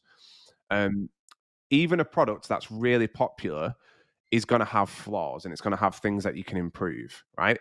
So what you can do is you can come down and you can read it. So these guys are saying it's got flimsy plastic handles. Overall, a nice looking set with a little bit. However, after attempting to use it just once, I found that the handle is only held with a flimsy washer, so it popped off. If you think about it, right, guns are expensive. Guns are really, really expensive. So you've got to really think about what the customer cares about. If I'm a customer and I've got an expensive AR-15, I want to protect that gun. Do you know what I mean? I've got a gun, right? I want to protect it. I think they're illegal. I didn't know you were so passionate about guns. You know, are they illegal now? I don't think they are. They were trying to make them illegal. But anyway, right? Guns are expensive. Even if you got a little handgun, right? They're expensive. So look, pretty cheap made. Cheap, thin barrel cleaning. A lot of the time, what you'll see on Amazon is people do complain about the quality of things. So already, what you can start to think, right, is I could improve this product, but I could make a stronger handle. I could make a different material. So this is basically the process, right? You use Blackbox, you load up all of these products like this, and then you start looking at these products individually. After you've looked at the products individually, you start looking at the overall market. So let's go back to Blackbox and let's do another one quickly. And then once I've done that, I'm going to move on to an example that we found earlier, and I'm going to show you why we found that product and why we think it's a good one. So, fellas, if you see any that stand out, give me a shout. There's quite a lot of gun stuff here. Can you see that there? The fastest and easiest way to load a magazine. Strange. Yeah, I wonder what is that. What about sport? try that one there, the ski snowboard waxing kit? Because I think that'll probably be seasonal, but it'll be a good one to show people, Yeah, as an what example. the Yeah. product looks like. So this is a good price point. Again, like when we said before that we enjoy products, we like products that are, a little bit more on the higher ticket side. This is another good example. What were you about to say, Tom? That's just that hero image. The main image is there's a lot going on there. That's Yeah, wild there's a how lot many, happening there, What's isn't with there? the chap in the corner? Is it like a little borrower that Is you he? get? He's doing a barbecue and then he's going skiing. He's an outdoor master, apparently. I mean, so again, we're laughing, right? But this shows you how poor some of the brands are on Amazon, because this is not really nice branding, is it? I mean, it's a tuning and waxing kit. So it comes with a wax iron, universal wax. All right. So what I'm going to do is I'm going to ski board. I'm going to take this, and what I'm going to do is I'm just going to search it, because again, I don't just want to look at that one on its own. I want to look at a bunch of them, right? So I'm going to look at these. So again, right? Look at this. They all look exactly the same, pretty much. So when I say that, I say that with a little bit of excitement in my voice. You know what I mean? Because that's a good thing for us, because we get very creative when we make these images, and it's a really good way to stand out. We've done that with our brand, where we stand out a lot. When we make these images like this, we really stand out, because look, these all look identical. So imagine you've got one that just really, really looks different. Then that gives you a good chance of standing out. So what I'm going to do is I'm going to hit this button up here again, because I want to see how much revenue are all these guys doing. Is there enough demand, and how big is this niche? And I'm sure some of you are watching this, right? And maybe you're, you fancy yourselves as, keen snowboarders, and you might already have ideas for what you might be able to do with a product like this, right? So another thing that you can see is that it looks like one of the top sellers here is these guys.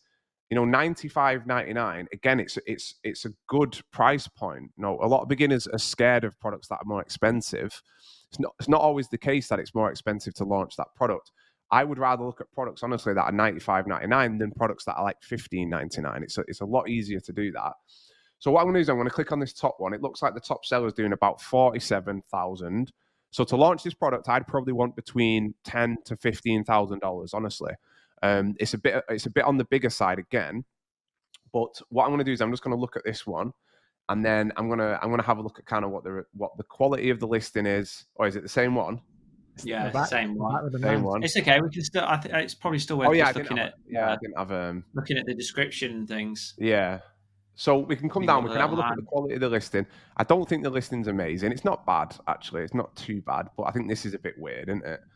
Yeah. we can come down. It's a Chinese seller as well. I mean, one thing that Alex didn't show on the X-ray tool is there's a column that says the seller, where they're from. If you see that the niche is dominated by China, that again can kind of give you a little bit of a clue that there's quite a big opportunity for you to come in, do a better listing from the perspective of like a Western consumer. Yeah. So you're able to say things that kind of appeal more to the customer than what a Chinese person may end up writing. Yeah, you can see that one here just in this column. So what we can do is you come down again. This is actually quite nice. This is actually quite good quality branding here with this one. But what we're going to do, the same process, is we can click on this 1 star here, and we can start to look at these negative reviews, right? So you can see already, right, the top 2, the iron doesn't work. Try 2 different sets. The iron is a joke. Edge sharpener came rusted. Good looking product, but broken. Iron broke immediately. There's actually not that many bad reviews. So what can actually do is we can click on the 2-star reviews. Missing pieces. Do you know another thing, just to kind of plug Helium 10, is Helium 10 has a review insights tool, and it can, when you load a product up that's got maybe thousands of reviews, if you're thinking, I don't really want to, have to go through all of these, just load up the Helium 10 toolbar in the right, and then if you scroll down, you'll see review insights. You click that, and then you can basically press the star buttons that should appear. Yeah, and it will summarize the reviews. I think are you You might have to log in to be able to do it. But, But live TV. This is we're gonna carry on. But this actually is a really good little tool. You can basically see common words. Like Alex kept spotting there that the iron was breaking. Helium 10 will pull that out, and it will show you the common complaint in the filter. Yeah, I would need to log in to show you that, but that's what it's basically gonna pull here. But also, I think like Amazon actually does that with AI now, which is this bit up here, right? You can see documentation and durability are two of the keywords. So Amazon actually gives you an AI generated summary of the reviews. Yeah. They're not happy with documentation, lacks detail. This is a really important point, actually. Is a lot of products, when you get a product from like IKEA or something, and you're like, oh God, I got to put it together. It's so frustrating when you get a product and there's not really very clear instructions. So this can quite often be something that you can do with your product, and you might be thinking, well, customers don't see that until they've bought it afterwards. But if in this image here, it shows you the instructions and it says comes with crystal clear instructions, that's something that people pay attention to. So that's something that can really help you stand out. So, guys, that's basically in a nutshell the process of what we do, right? We start on Blackbox. You're going to get tons of products. You click on one of the products. You come to the product like this. You have a look at the overall niche. You're having a look at, is it too big? Is it big enough? Is it too competitive, based on all of the reviews? Then you come and look at some of the best sellers in the niche, and you start to think, like, how could I stand out? Like, if I'm looking at these, is there something that I can add? Can I improve the iron?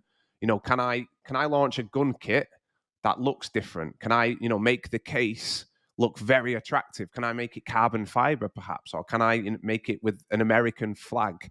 And then can I improve the handles and make it more secure, make it more safe?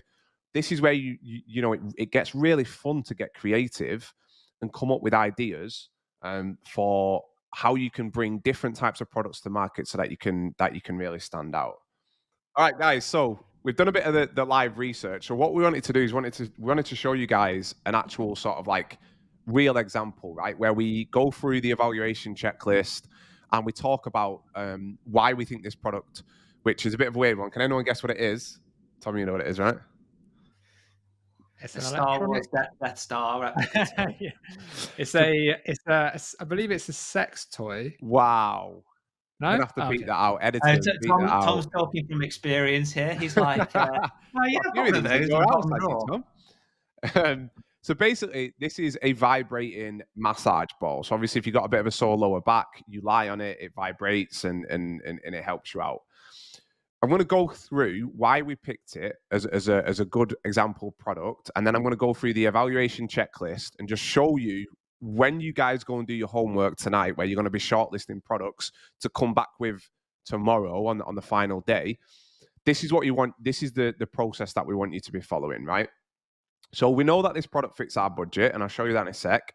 It's not fragile. It's not made from glass. It's not going to break. It's very brandable. These types of products, they're really brandable, right? You can create a really great sports brand.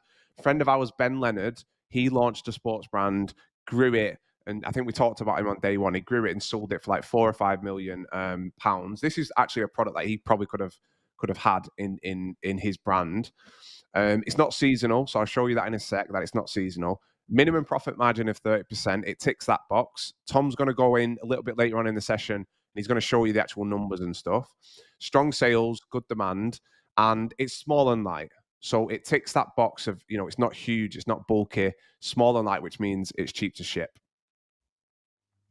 And just in terms of like what is an essential on those lists there. So for us, we would say every single product that you find and that you take seriously, it always needs to have sales demand. It always needs to be profitable, obviously, and it needs to be something that you can actually brand, right? That you can put your own spin on it. Yeah. All those other points there, ignoring the budget one, but fragile, small and light, those are just kind of like nice to have. They make it a little bit more beginner friendly. But if you find something that is made of glass, don't just completely write it off if you've got a good idea. It just means there's going to be a few more considerations that you need to take on board, like how it's going to be shipped and how you're going to deal with customer returns and so on. We actually spoke about Miles Dunphy yesterday on day one as well, and the interview with him on our channel. He had a wine glass brand that he sold for 8 figures. So he that issue of shipping glass, sometimes it's people doing the harder work, the jumping through a bit more hoops, and that can be a great way to kind of beat out the competition because people don't want to bother with that kind of stuff. Yeah. It's really true. Right, so I'm going to jump over now to the product evaluation checklist, right? And I've already filled this in, but I'm going to go through each of these because, like I said before, right, this is going to be your homework. We want you to go away, and you might have only just heard about Amazon FBA a few days ago, right? But now you already understand how to use Helium-10.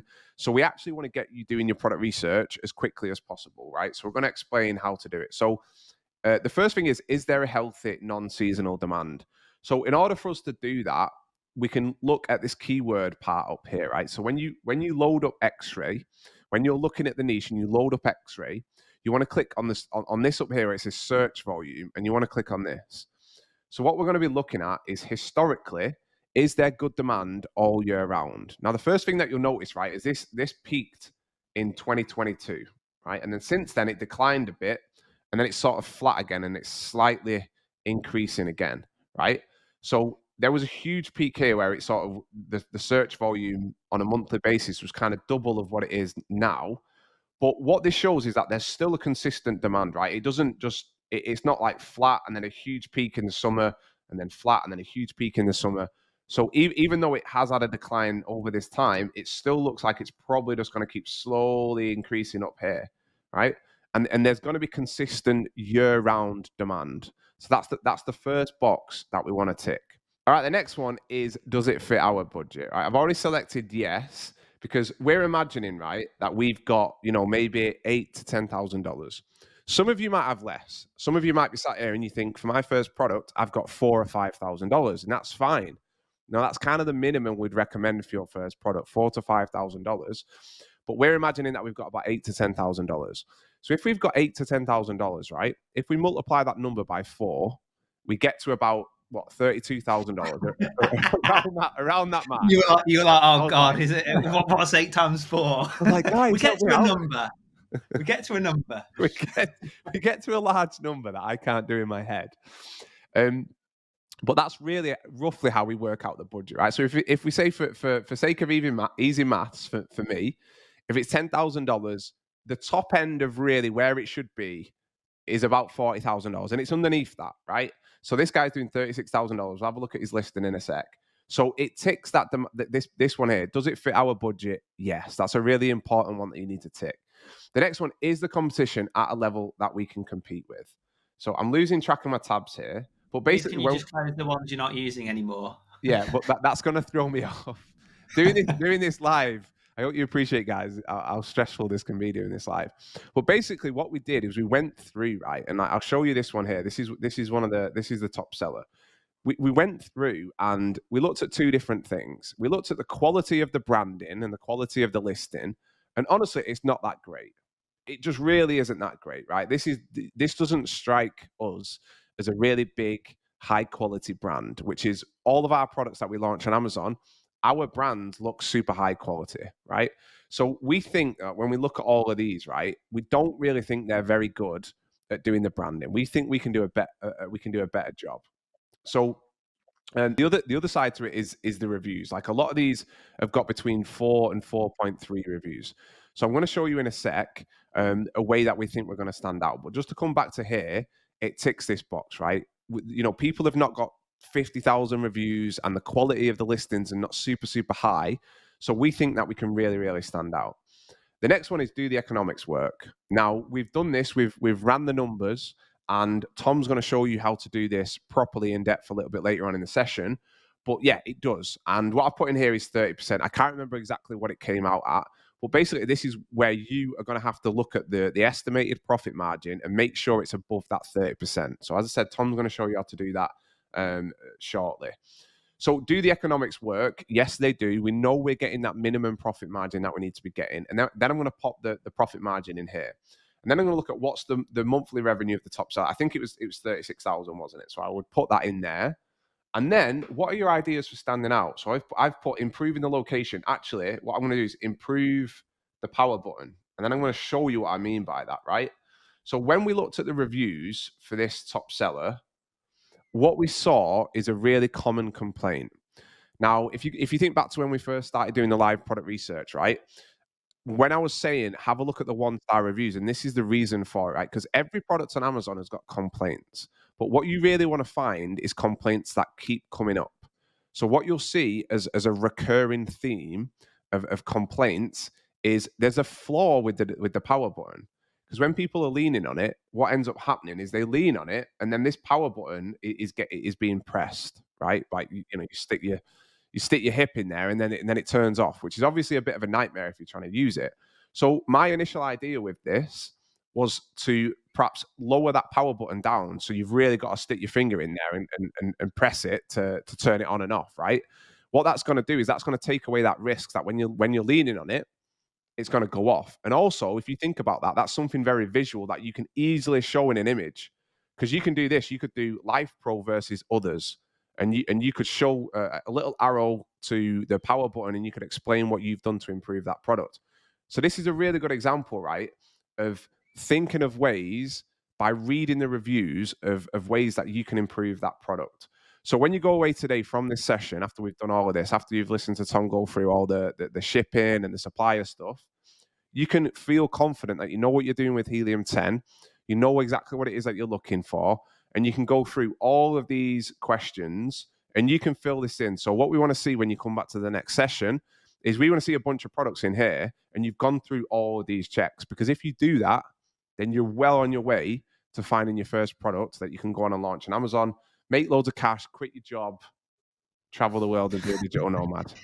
And we'll also explain to you in the next session how we can help verify the ideas that you put on that sheet. So please do make sure that you actually fill it out rather than just do it all in your head, because you'll just forget all the ideas and what makes them so good. I've already forgotten what we just looked at. I think a really good, like a really important point here. I think when we started out, or especially when I first started doing research, I thought, okay, I want to bring something unique to Amazon, and you think I've got to invent something, and you think you've got to sit there and like draw out a brand new idea that doesn't exist. When in reality, most products on Amazon, you just got to find one thing to improve. It could be one thing, could be two things, it could be the aesthetic. But like we did that with a number of our products, and it changed our business. It was one common complaint we saw, we changed it.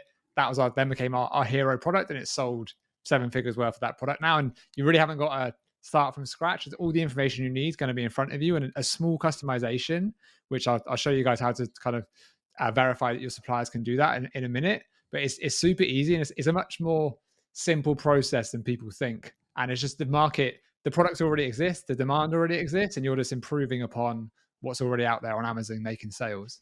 Yeah. Right. So shall I hand it over to you, Tom, and you're going to dive into the supplier stuff? Yeah, let's do it. Let's do it.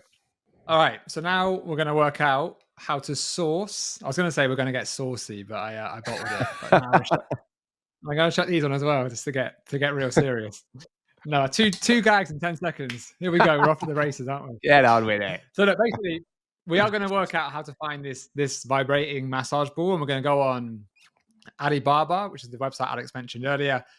Massive website to find. It's great for the electronics. Generally, we know we're going to find them from China, but products can be sourced from multiple countries. China is generally the biggest and most popular, but for our business, for example, we source from 2 main countries. Traditionally, we did a lot of our products from China. We recently now also source over in the US. So I'm going to touch on what we do, and I'm going to show you guys how to source properly. So the US is an option which we've looked at in the past, didn't quite work out. Recently, we've managed to really kind of make it click, and it's good for certain products. For us at the minute, it's good for consumable products and for replenishable products. Now, when I like how the photo you've used there is just you and Alex on holiday in the US. Well, that wasn't even a business trip, was it? Hey, no, we went to an Amazon event. That was if our accountant was watching, that was a very important business trip, and that was all we did. It was solely business. So the website in the US. So like Alibaba, we're going to get to in a minute. In the US, we've got ThomasNet. ThomasNet's a bit like their version of Alibaba. I'll be honest, it's nowhere near as good, but it's a good starting point. You can search by suppliers, you can search by industry, and you can find a lot of people on here. To be honest, we've had way more success just using Google. Google is obviously pretty famous. I'm sure most of you guys know what Google is. It's super easy to find suppliers on here. If you get down to pages 5, 6, 7, 8, 10, 20, you got to get a bit deep, but you can go super far on Google and you're going to find a lot of suppliers in the US. But the best thing about the US and the kind of biggest time saver is that you can just ring them. So when you are sourcing in the US, you're going to have an idea for your product. And as we said, maybe you've got a customizable, an idea or a unique idea you want to bring to Amazon. Just pick up the phone and give them a call. And you can give them a call. You can explain your brand vision. That's what we've done for our brand. And it saved us a bunch of time. And it also allowed us to come up with some new ideas with input from the supplier as well. But traditionally, you're going to be sourcing in China. And this was another work trip. So one of the best things about doing Amazon FBA is a fair bit of traveling. You can work from anywhere. So this was us in China last year. We'd worked with these guys for over 3 years, some of them. And we never actually met them in person. If you can get out there early, then awesome, do it. Like get over there straight away as early as possible. But I recommend everyone at some point do go and visit your suppliers.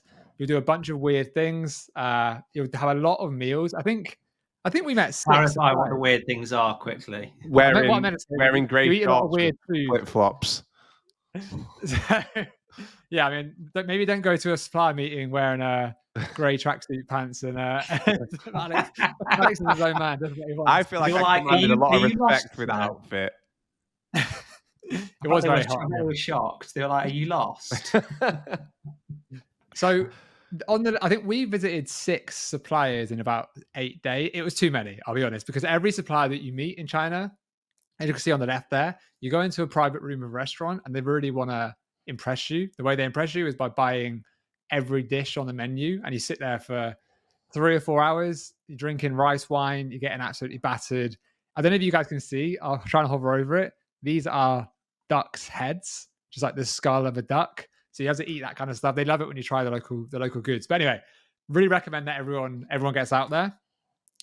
As I mentioned, in China, the way that we found all these suppliers, the 6 that I mentioned, was on this platform. So Alibaba.com. Some of you guys may have already heard of it. It's a massive, massive website. I think probably one of the biggest websites in the world, potentially at this point. Billions of kind of trade done through it every month, I would say at this point. And the reason it's so good is because you can really quickly see good suppliers and you can discount bad ones. Because we've got a bunch of information on here. So I'm going to show you this live in a minute. But some of the key points you're going to see when you're sourcing on Alibaba. So after you search for a product, you can see a number of bits of information. So here we've got a verified supplier badge. That means that somebody has gone in external to the company and they've verified that the factory and the supplier does what they say they do, and they're legit. And they actually have certificates. They have them up in their offices when you go and visit them, and you can see they're legit. You've also got certifications. So let's say you sell electronic items. You're going to need certain certifications, and you can very quickly see that the factories and suppliers have that. We can also see customer reviews, annual turnover, as response time, years on the platform, staff size, and a load of other information as well. We're also seeing this. So we want a guideline very quickly for pricing, and that's going to help us work out our margins and our ROI, which we're going to do in a minute. So you can see this one, the price point from say 62 cents for this particular product, but we're also seeing the MOQ information, so the minimum order quantity. So we know with this product, it's from 3,000 units up to 10,000 units is 62 cents, and then the price drops after that. This is super common to see. You'll see the pricing is in bands, but it's great because it shows us quickly what kind of prices we can expect to pay and where we can probably negotiate to with a bit of back and forth with our suppliers. We're also seeing here, actually, I'll point this out, this lead time. This is really important to know. So the lead time essentially means how long it takes them to produce your product. It's pretty average at 30 days. It's fairly common. Is that what your products are, Jansen? Are they around a month? Mine's a little bit longer. Mine's probably about 6 weeks. But yeah, it's super important to pay attention to, isn't it? Because it also factors into how many units to order. Exactly. Yeah. This is going to be my next point. So essentially, this is hyper important because you've got your lead time and you're going to ship it. Say it's from China, you're going to ship it around the world to the US. That takes about a month as well. So we need to know how many days production is, how many days shipping is, because that's going to allow us to know how often we need to order to stay in stock on Amazon. Now, paying your suppliers when you first start out, it can be a bit scary. Like you're sending potentially thousands of dollars around the world to somebody that you've never actually met. So what Alibaba have, which is a great platform, is trade assurance. So trade assurance essentially means your money is protected. The way they protect it is held in escrow. And then once you confirm that you've actually received and the goods are up to standard that you all agreed on, then Alibaba release the money. If the products aren't up to standard and you've kind of been scammed, then you can get a refund on that order. To be honest, we have never ever had that as a problem. Jansen, I don't think you've ever had an issue either. No, never. It's just there more peace of mind, isn't it? And yeah, it works. It's really good. Exactly. And after you've started, to be honest, like you'll do this for maybe the first few orders. We now pay all of our suppliers directly. We trust them. Obviously, we've met a lot of them in person now as well, so you can go direct. But it is a really good way when you're starting out, just to kind of give you peace of mind. Yeah, and the benefit of going direct is that the supplier avoids the Alibaba commission. So if you are going to go direct, you should be able to negotiate the price downwards a little bit too. Right, so now we're on Amazon. We're looking at the product that Alex mentioned, the vibrating massage ball. And we're going to search this and source it live on Alibaba. We're going to go to Alibaba because this is an electronic product. We know that China is the hub for electronics. There's other products, like I mentioned, are better to source elsewhere. Potentially India at the moment is really good for supplements, for example, and the US. But for this one, we know it's probably going to be best to look in China. Alibaba, one thing I didn't mention, it does have suppliers from other countries as well. So you're going to have Vietnam's on there quite often, India, obviously China, other countries in the East. But China is going to be the most prominent one that you see. So what we're going to do is jump on Alibaba's homepage, and we're going to type in vibrating. Well, maybe keep typing. Shot me in my tracks there. Vibrating massage ball. And that's going to bring up a bunch of results. So we can kind of search by image. I think actually what you can do is a little tip is there's a little camera button here. It's kind of like Google image reverse search. You can actually upload an image of the product here, which is a pretty handy way to look for things. I'm not going to do it just now, but that is an alternative method. And instantly we have a bunch of results, which we can fly through there, right? But the first thing we want to do before we go any further, we don't want to speak to anyone unless they have trade assurance, because it's kind of a stamp of approval of a basic goods supplier. There's also a few other boxes we want to tick. So we can hit this little information button next to the description and see what it is. But as I mentioned earlier, verified suppliers, we definitely want to go for them. Alibaba very recently have added this verified pro, which basically means they've been on the platform for more than 5 years. I'm not going to hit that right now, but that is another option that you can filter for as well. And I think this got added today. I don't know if you guys have ever seen this. Have you? I've never Alibaba seen that, guaranteed. No. So this says it's products with shipping included prices, guaranteed delivery dates, and guaranteed money back for order issues. So they're always adding new things, trying to improve this platform. So there's something else that you can filter for as well. And as we scroll down the left, there is a ton of other filters here. So it's ready to ship. There's customizable, which is obviously a good option for us. We've got prices here. We've got the supplier country and region. So we can see here Hong Kong and China for this product. And then a bunch of other stuff. So as I mentioned, certification. So we know we need the ISO, this SEDEX, whatever that is, FSC. There's all sorts of certifications down here as well. Just another little cheeky hack from me. Tom, if you go back to Amazon.com where you've got your vibrating search, top right, yeah. And then if you run helium-10, so this again just shows you how good helium-10 actually is. If you run the X-ray tool, they've got the like Alibaba website plugged into X-ray. So if you go onto find suppliers on Alibaba, you can then use helium-10's own filters to narrow the list down without actually having to leave Amazon. So if you change advanced filters, you can change the country of where it's from, MOQ, minimum order quantity, and so on. So, maybe if you did want to have just a very quick look without having to go to Alibaba, if you're strapped for time or whatnot, this is, a bit of a time-saving hack. Very nice. So what we like to do when we're on here is there's going to be potentially multiple suppliers that we can work with, and we want to compare them against each other. So the quick way we can do that, so these ones that they don't look relevant to us, we can scroll down, and this one, that is not electronic, is it? So ignore that one. We're going to keep going. What is this? That's not what we want.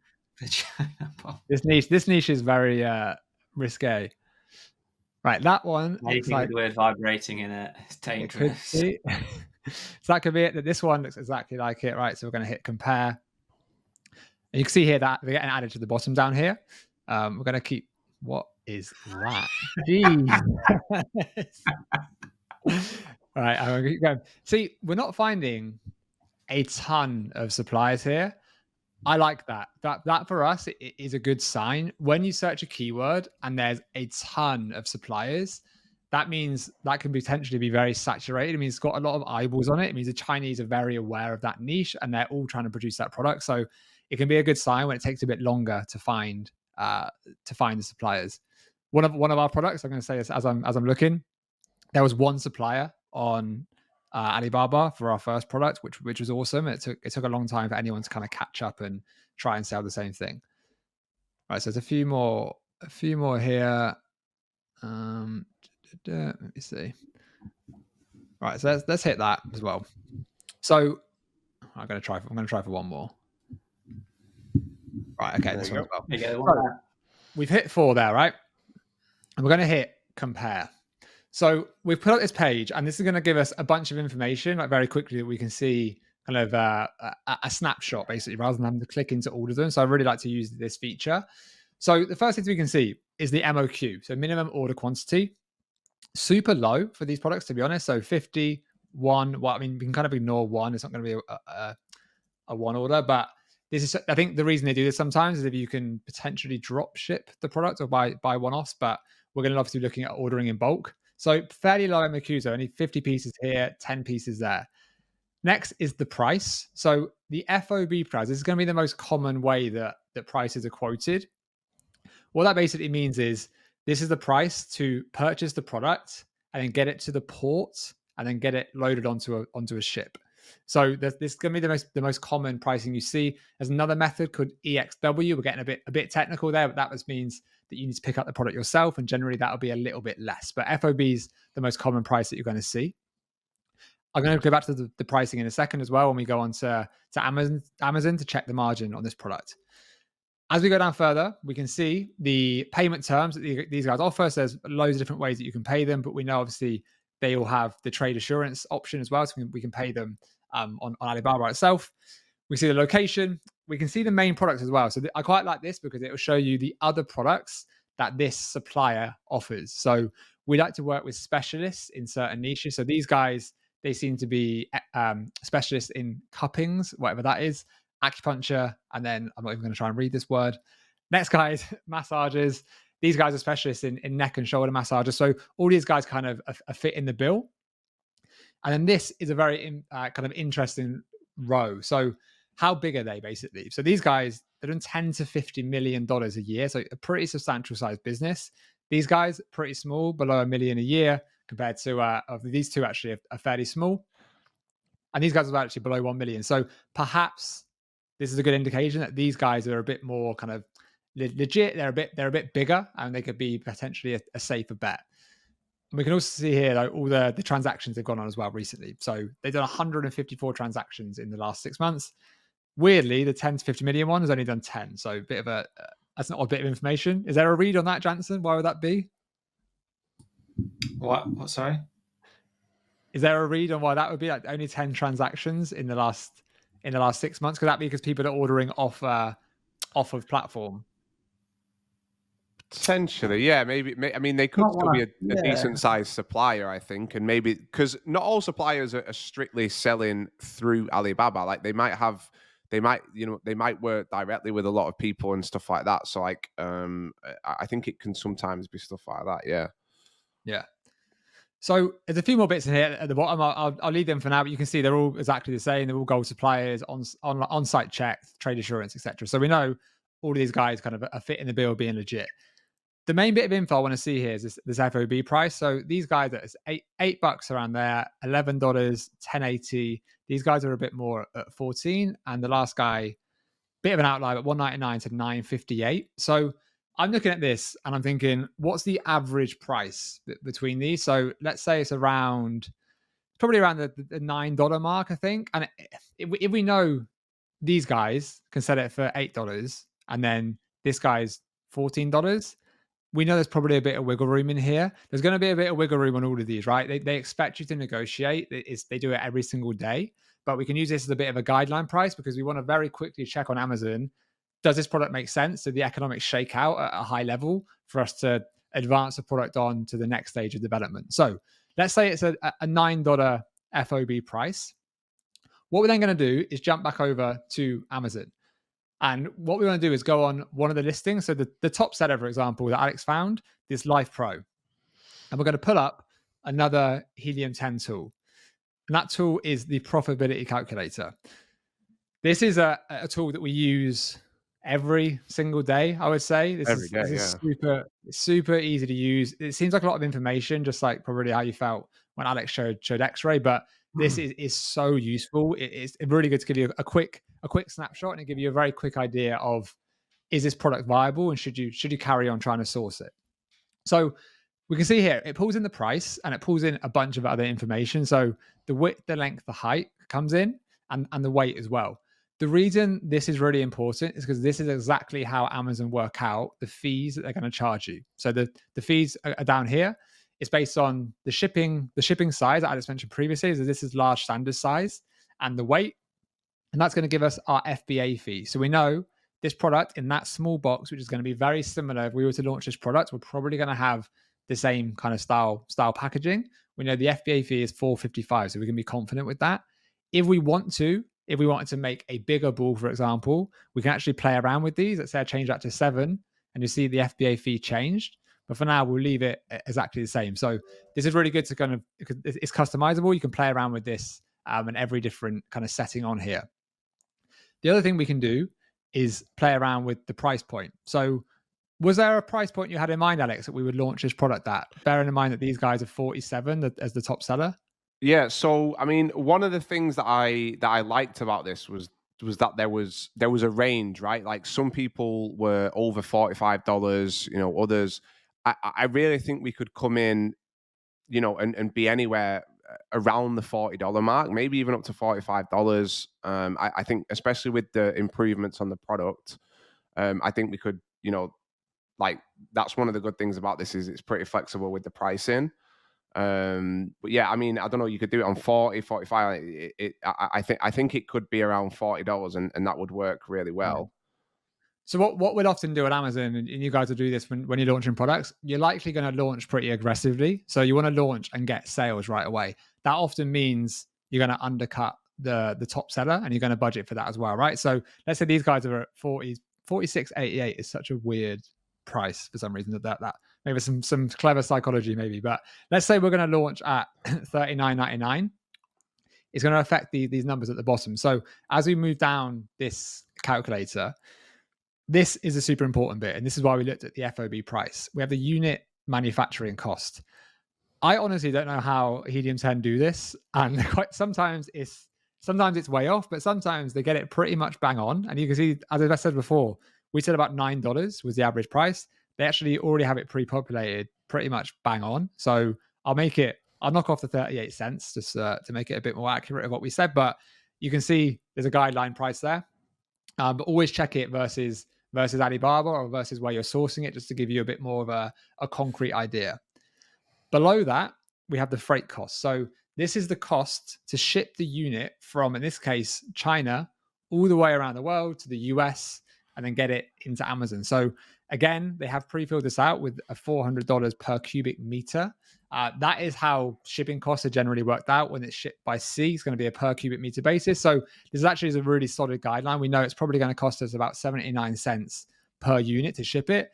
To be honest, it would probably be a bit less than that for the product like this. You'll get used to gauging that after a while once you've shipped a few units, but we can go on a conservative basis in this instance and say it's going to be 79 cents. As we move further down, there's a few other bits down here that are not too important at this stage, but you've got your FBA fee, like I mentioned. You've got the storage fee. So again, this product's super small, so the storage fees at Amazon are going to be nice and small. And then you've got the referral fee. So this figure is going to be based off what your price is. So if you change the price around, it's going to keep changing the referral fee. This is Amazon's. There's two main fees with Amazon. It's your FBA fee, the fulfillment fee, and then the referral fee. And that's generally about 15% of the item. Now, we put that in, and it spat off these figures at the bottom. So we can see on the face of it, the gross margin on this product is 49%. ROI per unit is 198%. You can see it's slightly lower in Q4, as you mentioned earlier. So Q4 is Christmas season, so the rates are slightly higher with Amazon fees, but still very, very healthy. As we said earlier, we wanted to target a 30% minimum margin. We are miles over that here at $9. We could even perhaps, if we're going to make some customizations, that might go up to 11. You can see here we're still super healthy. So in that instance, it's a massive tick. We know on the face of it, it hits the numbers we need to hit to progress it onto the next stage and then start reaching out to suppliers. So these figures, one last point on this is these are the gross numbers. That means they're kind of the higher level margins and ROI. So it's going to be a bit more cost that comes off here, which is why we want to see as big a number as possible. So the other costs that are going to come off, we're going to have our PPC costs, so our pay per click, or those sponsored spots that Alex showed earlier. Right, so we verified those economics nice and early, and we can now go back to Alibaba. And let's say we want to contact this guy. This price point looked quite good. Maybe this guy's a bit too high, so we'll just get rid of him. This guy on the end, what was he? He was the one from $1. Let's say we want to message those 4 suppliers. Super easy to do. We just hit contact. And we can write out a message. We can change the quantity here as well. And then we can write a message down here, which I'm going to show you how to craft a message in a minute. But essentially, fill this in, hit send inquiry, and you've messaged 4 suppliers right away. It's that easy to use, and you can keep looking. You can keep finding other suppliers as well. But you're going to use Alibaba's kind of messaging platform. Keep an eye on it, and you're going to get very quick responses. Right. So the message that you want to send to the suppliers, just to kick things off, is this in front of us is a bit of a template, and I've got some other questions to show you as well. So essentially what we want to do is open up the conversation, right? So hello, we're interested in ordering the vibrating massage ball. We operate in the market. So the market we want to go for, so US, European, British, whatever that is. And then I like to throw out a bit of a number just to kind of get, I was going to say get their feet wet. That isn't the phrase, is it? Get them licking their lips.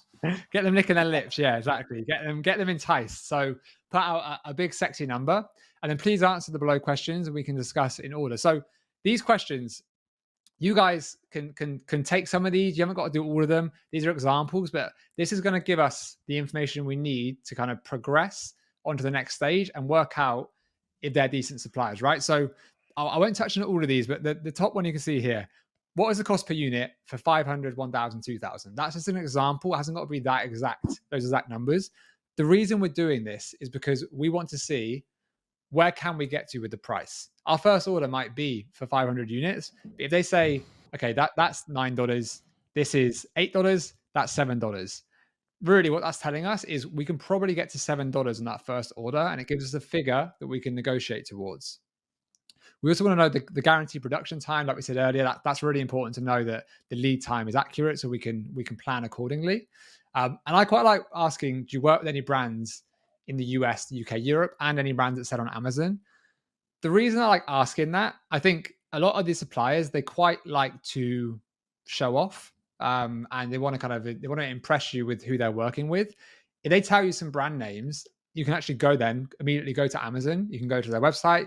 You can see, are these guys making quality products? And it's almost doing the verification process for you. If we see that they are, then great. If we see that they get loads of complaints, then we probably know we can discount them as a supplier.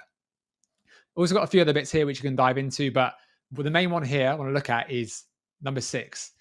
Do you offer customizations of products? So as we said earlier, we want to potentially add the button in a different place on this product. So we want to know, can we do customizations? And they're going to come back to you oftentimes when it's a small customization. It shouldn't cost a lot at all, if anything. These guys have design departments within their factories and people that specialize in making new ideas with customers. So you can get that information straight away. If they come back and they say, no, you've got to buy it as it is, we don't really want to work with them, right? Because we want to make unique products that have got a USP to the market. So once you fired out these messages, you're going to get responses, hopefully, fairly quickly. There's 2 main things that we're looking for at the start. The first is just that they're responsive, right? If they take days or like a week to reply, that isn't a good sign. We don't want to work with people that are that slow. You're going to be speaking to these people a lot over the coming months as you develop this product. So you immediately want them to be responsive. And the next one is the high level of written English. So if you can get on a call with them, amazing. Like get on a call with them, get on a video chat. the level of English in China now, speaking from experience when we were there, it's pretty amazing. But it's absolutely critical that you can speak with them, you can communicate your ideas, and they understand exactly what you mean. It's not rude to write at a 10-year-old English level. So you want to write super clear, short sentences. Don't try and impress them and be all like verbose. Just write really clear bullet points of what you're trying to get across and make sure they understand exactly what you mean. What we quite like to do as well is actually sketch out ideas. So if we have a new idea for a product, I'm not very good at art, to be honest, but I will sketch out an exact idea just to ensure they really understand what you're trying to do. Once you have clarified this and you've moved on a few suppliers to the next level, we're going to be looking at samples. So samples are massively important, and you shouldn't skip this stage. What samples are basically is they're going to send you their product from China to your house, and you're going to actually get the product in your hand so you can test the quality. We like to get samples from 3 to 5 suppliers. You don't want to just go for one because you want to be able to compare. And you might see things online. You might have seen images. They might have sent you to videos. Until you get a product in your hands, you don't really know the true quality. And you often potentially get things in your hands and you see issues or you spot flaws that you just can't tell by looking at a screen, looking at videos. So order the product over. Also order your potential competitors' products. So these guys that have already kind of trodden the path for you, oftentimes they've got good products, right? They're selling well on Amazon. That's why you found that opportunity. Get it in your hand and compare it to yours. So your idea, your potential customization, get it across and then compare it apples for apples with theirs and give it to your friends and family, right? Stress test the products. Maybe even give it to your friends and family. Don't say which one is yours and get honest feedback about which is better and which they prefer. Unless your product is better than the competition, don't launch it. There's no point. But you should be able to find enough differentiation and enough improvements that you can do that and you can beat them out. And if they don't say yours, you go, yeah, but what did you think to this one? This one here. Did you like it? No, it's important not to do that, obviously, because for sure, like because it's your product, you will be looking at it through like rose-tinted spectacles, and you'll be like, it's amazing, nothing can beat it. And one of the biggest mistakes that we see people making is they don't ask for anyone's feedback. They just kind of rely on their own opinion. They launch it, they get bad reviews, and they go, oh, it's a competitor because the product's perfect. And they would have avoided that had they asked independence. Exactly. And the final point on this as well is it might take a few rounds of samples, right? But that's fine because you're going to ensure that you've actually got the quality. It's much better to be a little bit slower getting the product to market and getting a great product to market than it is by lying to yourself, rushing it, and then having a product which isn't up to standard. So at this stage, you've got the samples, you've worked out which suppliers are the best. So now we're ready. We want to place the order. Now, placing an order is a bit scary sometimes. As I said earlier, you're sending money around the other side of the world. And also, you're not too sure sometimes maybe how much product you should be ordering. So there's 2 main schools of thought here. Option 1 is you can do a test order. And option 2 is a normal order. So a test order essentially means you might order 3 to 4 weeks of stock. Now, this option, obviously, you're going to spend less money and you are likely to stock out, but you've got a bit less capital at risk. The other option, the normal order, is what we had mentioned earlier about the lead time. You're ordering enough stock to cover your lead time, which is a production plus shipping, and a bit of a buffer. The reason for that is when you launch a product on Amazon, you can launch aggressively. You're going to start getting sales. You can judge if the product's a success, and then you can place another order. And hopefully you can do that in enough time where the next second order arrives at Amazon without you stocking out, and you can keep ranking on Amazon, getting your reviews in and selling super well. Now, placing those orders and getting the price you want, that's going to take some negotiation. And these guys, they negotiate for a living, right? They do this every single day. People come to them and they're trying to order their products. They are kind of seasoned pros. And a lot of people might not have done negotiation before, but this is the fun part. Like I really enjoy this and it isn't that difficult. There's a reason why you want more than one supplier kind of on the table. And that's because you can play them against each other. So we're not being assholes about it, but this is this business, right? So it's who's got the best offering. If one supplier is offering you the massage ball for $8 and the other next supplier is offering it for $8.70, just tell them, look, these guys ordered it for $8. I really like you guys. You're my number one choice. I love your sample, but these guys are 70 cents less per unit. Can you match that? And oftentimes they're going to say yes.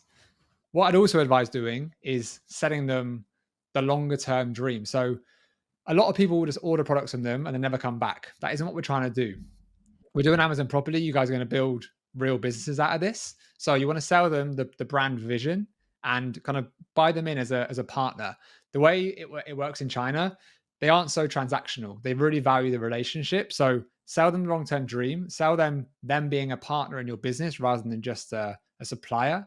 And they're much more likely to help you out further down the road, potentially with getting new products to market, potentially with offering you great payment terms. There's loads of advantages. So make sure you're being nice, being a nice person, because nobody wants to work with an asshole, basically. Just like a Janssen supplier, I think, said that about him. I was waiting for that. And the one more point I'll make on this is negotiate. Two more points, actually. Don't negotiate for the sake of it, and don't just like bash them down because you feel like it's like the sport. Because the cheapest price doesn't mean it's going to be the best. You've done the economics check. You know that the prices that you can make work. Don't just do it for the sake of it and they're going to get cheaper and cheaper. If you bash them too hard, you're going to lose out on quality at some point. So the cheapest doesn't mean the best. It means you can go for the one that makes the most sense, the supplier that seems the best quality and the fairest price where you're both winning, right? They need to make money, so do you. But that can definitely happen. So let's say you've chosen who you're going to go for. You're then going to place the order. The way that works is a deposit, which is normally about 30%. I don't know, was it the same for you, Janssen, with your first order ever? Yeah, one of my suppliers is 30, the other one's 50. It depends really on the type of product and the supplier. Yeah, so 30%, so 30/70, what that means is 30% deposit down to place the order, and then you pay the remaining 70% once the production is complete. So generally, like Janssen's product was 6 weeks, some of ours are say 4 weeks. That's 30% at the start, and then 4 weeks later, you're paying the remainder. One of the good things about Amazon that we should say is the costs are really spread out. So if you want to start this business, say you want to start today, and you want to start with say $7,000, you don't need $7,000 sat there now. It means you can keep adding to your budget over time. So I just said here, you're going to start exploring products. That might take you a week or two. Then you're going to be getting the samples made. Little investment in the samples could be like $50 to $100. And then once you place the order, 30%, but you got another whole month. So if you have the means to keep adding to your budget, then you can do that. And it's super spread out generally over a 4 to 5 month period. So at this point, we've then placed the order. We've got our products in production.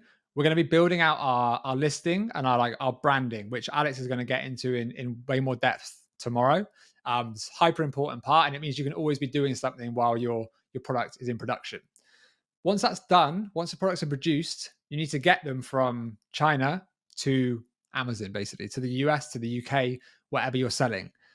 The way you do that is using companies called freight forwarders. So what you'll often see on Alibaba is a lot of your suppliers, they will offer this as a service. So you can definitely price that up as an option as well. The other method is you can work with professional freight forwarders whose sole purpose as a company is just moving products from A to B.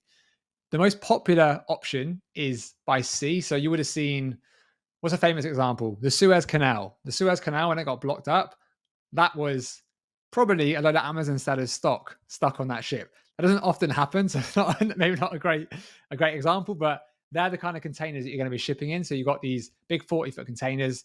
You're moving products around the world. Generally, it takes about, there's fast ones and slightly slower ones. It's 18 to 30 days to get a product from China to the US. So actually fairly quick.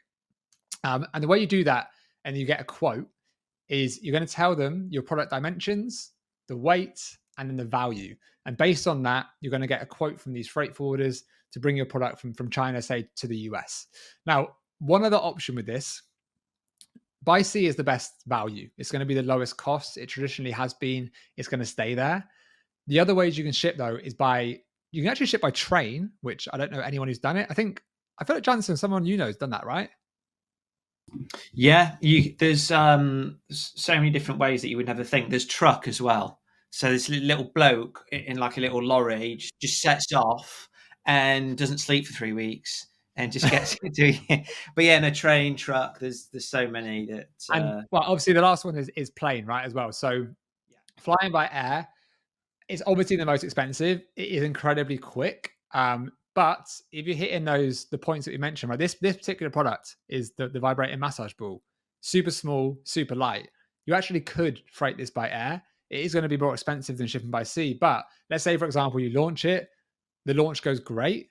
You think, okay, I don't want to stock out. I'm actually going to fly some over, and you can speed up the whole process. So it's a really good option to kind of fall back on. But first choice for sure is going to be shipping by sea. So you're going to find a freight forwarder, or your supplier is going to help you. You're going to get it on the ship. You're going to ship it around the world. It's going to arrive at Amazon. It's going to go to one of Amazon's fulfillment centers, and then you're ready to go. So I'm going to hand it back over to Alex and Jansen, who can explain what we're going to do tomorrow. Nice work. Wow, that was an incredibly valuable session. I think everyone's minds is probably absolutely blown with a lot of value. Not only the content, but just the knowledge coming out of the three of us. No, in all seriousness, thanks, Tom. Thanks, Alex. That was thank you. I'm sure everyone would agree. Very, very helpful. And guys, so you now have enough information I know this is a bit like being back at school, to go and do some homework. So what we would like all of you to do, like this evening or whenever you have a couple of hours spare, is to download our product validation checklist that we emailed to you as part of the day 2 like email summary. So download that. You don't need Microsoft Excel or anything. You just need like a Google account so you can open it. And then what we want you to do is use our Helium 10 discount. Remember, we have a 25 or 30% discount that's unique to us. It's exclusive to people on this webinar. So use that, install Helium 10 on your computer, and then start following the steps that we ran through in today's session. So start using Blackbox, play around with the filters, and have a look at what products appear in the database, and then start filling out that template. Don't worry if you feel like your ideas as you're writing them, you're kind of unsure if it's a good idea or not. We're going to explain tomorrow how we can help validate them, whatever you find for you. The important thing is that you get the practice, right? When you first start doing this product research, it is hard.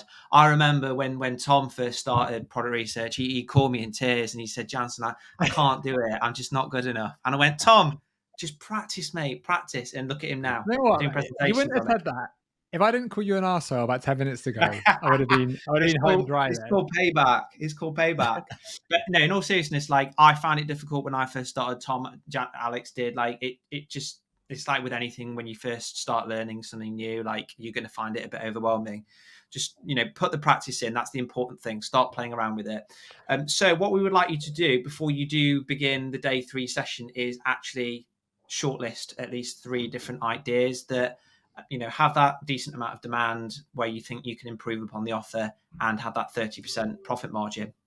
So once you've done that, we will be able to continue with day 3, the final day, believe it or not, of the 3-day challenge. So yeah. Absolutely itching. I'm like, come on, mid-flow, and Alex is like, no, don't want to show off. I want to show off. Go on then. So show me what were we on before? Show me what you get. I think we were on 14 before. We're on 35 sales now, if you can see that. Right. Okay. Well, I haven't actually refreshed mine yet. So I'm on. Can you see that? 27, and we're going to refresh that bad boy. Oh, that's absolutely sublime! Look at that, 97 sales. So whilst you've been learning, guys, we've gone up like another 70 odd sales, which that's crazy. You're doing even like $5 profit per unit. It's some nice cash in the bank. Wait, Jansen, let's let Alex do the math. Alex, $5. It's 7 times 5. Oh God, 350. So tomorrow, as part of the final day, we're going to be talking in more detail about how to go about branding your product, the ways that you should approach that and think about it. Then we'll cover how to launch the product onto Amazon, what you actually do once the product arrives at one of the many Amazon warehouses. And then how to scale that bad boy, how to get it from 5 figures a month to 6 figures to 7 figures and even higher. And then again, like the session's going to be littered with our top tricks and tips. But the one tip that you can't afford to miss out on is going to be the mistake that everyone seems to make whenever they are brand new to Amazon and they rush into it. So we'll explain what it is and how to avoid it. But yeah, above all, hope that you have all enjoyed this session and your notebooks are jam-packed. You'll have to bring another one for tomorrow. Yeah. So that is it. Any final words of wisdom, Tom and Alex? It's been great today. It's been emotional. I'm excited for tomorrow. Yeah, I'm keen to see said what words of ideas wisdom, people have. not you getting emotional. Oh, right. Words of wisdom. Not sure off the top. Anything of the to do dome. with product research? What would you say the one thing that you found with product research? You know what I'd say? I would say reps and kiss. Keep it simple, stupid. Keep it simple. Don't overcomplicate it. Go back and watch the the step by step and keep it nice and simple. I'll say one thing as well, because I think it's naturally where people will go. Some people will be watching this thinking, I've got a product idea already. This is awesome. One of the greatest things what you can do is you can validate that idea, right? You can see if you're a genius or if you're a bit misguided. So jump on Amazon itself, search for the product that you've thought of, and then reverse engineer it, right? So we've got Black Box that's going to help you find product ideas. But what's also great about it is you can just validate if your idea that you already have is viable or not, and you can do that really quickly, and that's really fun. And oftentimes, to be honest, the idea you have might be absolutely rubbish. That's normally the more common way things go, but that doesn't matter, right? Because Black Box is going to spit up. Well, you saw there 500 ideas for you every time you filter it potentially. Cool. All right, gang. So we shall see you for day 3 of the challenge. Remember to do your homework and see you then. See ya. Hello, everyone. Welcome back to day 3 of the 3-day Amazon FBA challenge. I can't believe it. We're at the end. How do we feel? Happy? We made sad, it. Not bothered? Alex, very excited. This might be the best day of the 3, you know. It is. I think this is. Yeah, this is a lot of good stuff coming. Yeah. Just like days 1 and 2, there's a lot of value bombs being dropped from the 3 Musketeers. So let's just quickly recap the 3-day challenge, just in case you have forgotten, or maybe it's been a number of days since you kind of completed the steps in days 1 and 2. So the purpose of this challenge is to get you guys to the point where you feel you fully understand the process of selling on Amazon FBA, and you've got a list of products that you can potentially sell on Amazon. So yesterday, as part of day 2, we did set you some homework where we said, follow the steps that we ran through, that Alex did in his very good demonstration. Follow those steps, use our verification checklist, and come up with a list of ideas. So if you don't have any ideas at all, even if it's 1 or 2, our advice is, if you want to get the most out of this session today, go, pause right now, come back to it at a later point, and go and do your homework, because I can promise you everything that we're about to run through in this session will make a lot more sense. So super excited. Tom also did cover how to calculate your profitability, how to source the products. So we're now going to be covering what do you do next? What do you need to cover next? But before we do, it's our favorite segment of the challenge, where we just get to show you what it's like to be actual Amazon FBA sellers. And like before, we'll show you our sales now, and then at the end of the challenge, we'll show you what they are at the end. So go on then, Alex. This time, lower your brightness now. So in the last 30 days, we've done 240,000 in sales in the last 30 days. Today, we've only done 2 sales. Mate, I was just going to say you're holding the phone the wrong way. We can just see the back of the screen. Yeah, can you lower the brightness down a little bit? Whilst you're doing that, I can show mine. So as of today, we're on, we've got an email there. We're on 26 sales as of today, this figure here. And there you go. So Alex on 2 so far today, and that's insane. Last 30 days sales. Can I join in the fun? Yes. Yeah. Oh, Tom's. There you go. Tom's got 66K. 67,000 in the last 7 days. It's been a good 7 days. Yesterday we we've had back-to-back $10,000 days. Hitting a $10,000 day is unbelievably satisfying. Like, I still remember the first $100 day, the first $1,000 day, and then the next massive milestone was seeing it say sales today, and then $10,000. That blew my mind. Yeah, and to think that that's all been achieved with zero e-commerce experience, zero branding experience, whatever. We've basically just followed the steps that we're teaching you today and just ensured that everything is done to a top tier standard. So without further ado, let's crack on with day 3 of 3, which is going to be all about branding and then launching your products on Amazon. So I'm going to hand over to the main man, Alex, who's going to be talking about branding. Right. Yeah, let's do it. So we are going to be talking about, well, initially I'm going to talk about branding, because obviously that's a super important part of success with Amazon FBA. Then we're going to be moving on to, how you actually go on and launch your product after you've sort of branded it and done all that good stuff. So the key thing that I want you guys to take away from this, right, is in order to stand out and in order to be successful with Amazon FBA, your branding needs to be absolutely top class. Like, when people look at your products and your listing, you need to be aiming to be the best in your niche, because this is something that's in our control that really helps us compete against everybody else. So hammer this into your head. This is the main takeaway from me today, right? That your visual branding, how your product and your listing looks, your images, your photos, your design, it needs to be top class. It needs to be the best in your niche. So this is a little saying that I always try and throw in every time I do a live video or whatever. When others, I don't know where I originally heard it, but when others zig, you zag. So what do I mean about that? What do I mean by that? A lot of beginners fall into the trap of they copy what everyone else is doing. So a couple of examples, right? This is something that I probably showed earlier on. I think maybe on day 1, I might have shown this brand as an example. Historically, in a niche like this, which is the pet supplement niche, everything kind of looked the same, right? You would have a picture of a dog. You would have some sort of, it looks very sort of 90s or early 2000s, kind of like old school sort of branding. And then you had a big brand called Zesty Paws that came along, right?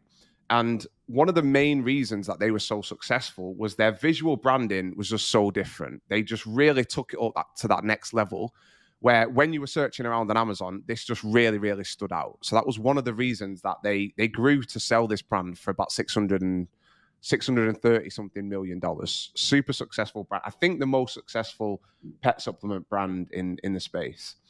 Another example that I showed on day 1 was these creatine products, which historically were just kind of a bit boring. You know, again, all of these sort of old school gym brands all look the same, kind of, very, very similar. And then you've got new brands coming into the space like Beast Bites, who just do an amazing job of their visual branding.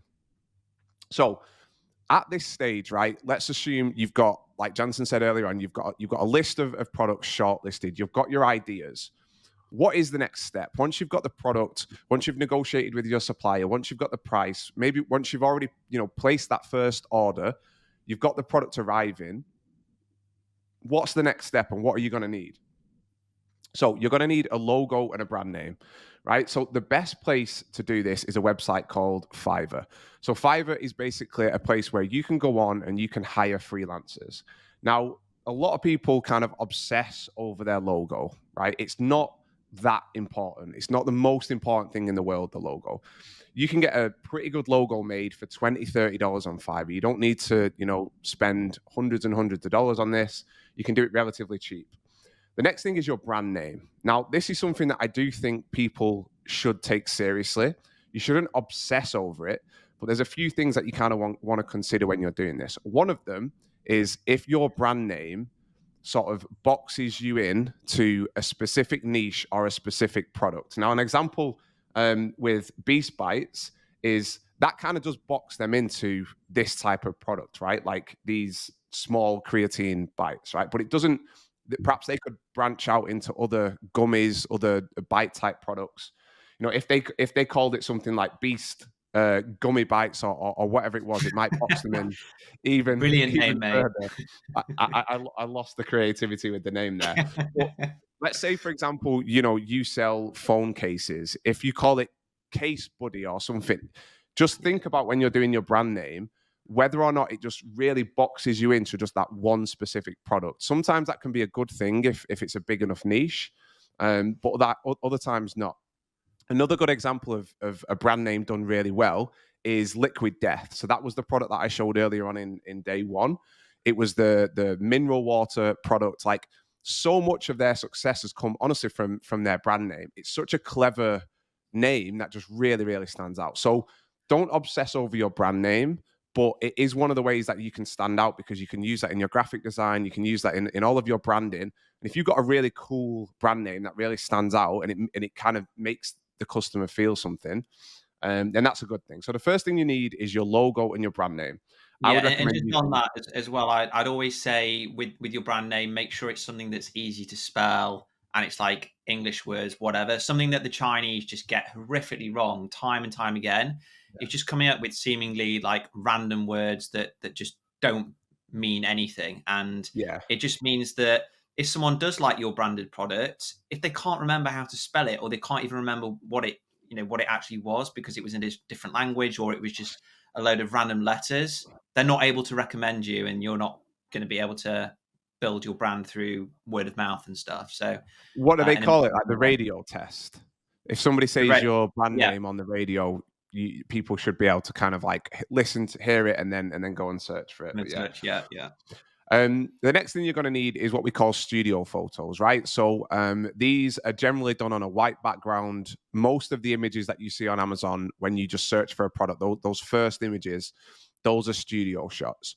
The next ones are lifestyle photos. So for example, with the creatine stuff, you might get somebody in the gym maybe taking one or something like that. The lifestyle photos are real life photography, photos of people actually using your product. The next thing is you need to get like infographics made. So again, with this example, with the Beast Bites, it might be an infographic, where you're comparing the product on the left to the product on the right, stuff like that. They can work really well on your product listings. And the next one is your product videos. So I'll mention a little bit later on some websites, but there's a couple of websites that are great for this. One is called Billo, and the other is called Sooner, which is SOONA. We can edit that into the slide so people have got it. But basically what you can do with these websites is you can send your product to an influencer. So if you had these creatine gummies, you can send it over to them. You give them a brief and they'll make some videos for you. Now, this costs as little as like $100. Super easy to do. And then you can get content that you can put on your listing. You can also use it on your social media and stuff like that. So everybody should be sort of getting those done as a minimum. The next thing then basically is you would get your full Amazon listing design. So you'd have your product videos made, your infographics, your lifestyle photos, your studio photos. You'd have all your branding, your logo, your brand name. And in the end, what you're left with is a full Amazon listing that you're going to then use to launch your product. So a key takeaway here is you don't want to skimp and save with cheap options for your photos and your graphic design and your branding. So a lot of beginners come in and most people don't have massive budgets, right? And that's fine. But what you don't want to do is you don't want to just try and find the cheapest way to do this, because this is something that's going to massively impact your sales. So you want to make sure that you're budgeting a good amount where you can hire professionals, right? So you want to hire professional photographers from websites, like I said, called, there's one here called Sooner. So these guys do studio shots. You just send them your product and they'll take studio shots. They also do some lifestyle shots as well. So they actually have like a big studio where they've got like kitchens and gardens and stuff. So if you've got a product that people use in the kitchen, then they'll set up a shoot and do all that sort of stuff for you. Or you can just Google local photographers, right? A lot of the time you might be able to find a local photographer that's got a little studio and that can help you out. But this is super, super important. Don't try and do this yourself. Don't buy one of those boxes off Amazon and try and take the photos yourself. Make sure you're investing in working with professionals. When you're looking to do your graphic design, when you're getting your graphic design made for your listing, there's a few sites that are great. One is called Upwork. So basically, again, this is just where you can hire freelancers. There's a lot of people on here that do graphic design. There's a lot of people in India, in the Philippines, where the prices are really good for this stuff. There's another website called 99 Designs. This is basically where you submit your brief. Let's say you want to make an Amazon listing for a creatine brand, and designers can then apply for the job and they can show you their work and show you their ideas, and you can pick the best one for you. I think these they're a little bit more expensive than Upwork, but generally the sort of quality is pretty Yeah, good on in particular, they're pretty good for like logo design. So I used it a few years back and just said, look, this is the name of the brand. These are my ideas. And then you, as Alex said, you get loads of designers submitting their ideas. And then you basically say, okay, I like this one, this one, this one. And it knocks everyone else out. And then it's a bit like a tournament. So then people kind of keep refining their ideas until you get to a final position. So it's a little bit on the pricier side versus Upwork and Fiverr, but the quality is really good. Yeah. So the difference between good and bad listings. I'm going to show you a couple of sample images, and then I'm going to dive in and actually show you some listings on Amazon, and we can kind of take a look at, what makes a good listing, what makes a bad one. So what you will see on Amazon is a lot of listings like this, right? Where you're going to see Photoshop. So you can obviously see like this, this woman working in her office here or whatever. She's not actually wearing this neck fan. That's just been photoshopped on there. And you'll see a lot of weird English being used. And the reason is this is going to be a Chinese seller, right? So you can see product up gradation. It's one of my favorite words. Super large wind power, super long endurance, no noise. Fan blade upgrading. So technology fan blade, wind power increased by 70%. So this is an example of a poor Chinese listing, right? And you might think, does it really make that much of a difference if they say fan blade upgrading? But it does. Like customers will look at this and they'll read it, and even subconsciously you're kind of like, oh, that sounds a bit crap, right? And there's a lot of Chinese sellers that still have quite poor listings like this and quite poor, English, and it's not that great. So an example of a brand that does it the right way is a brand called Anchor. So Anchor are, an absolutely massive brand. I think they're nearly $1 billion brand now.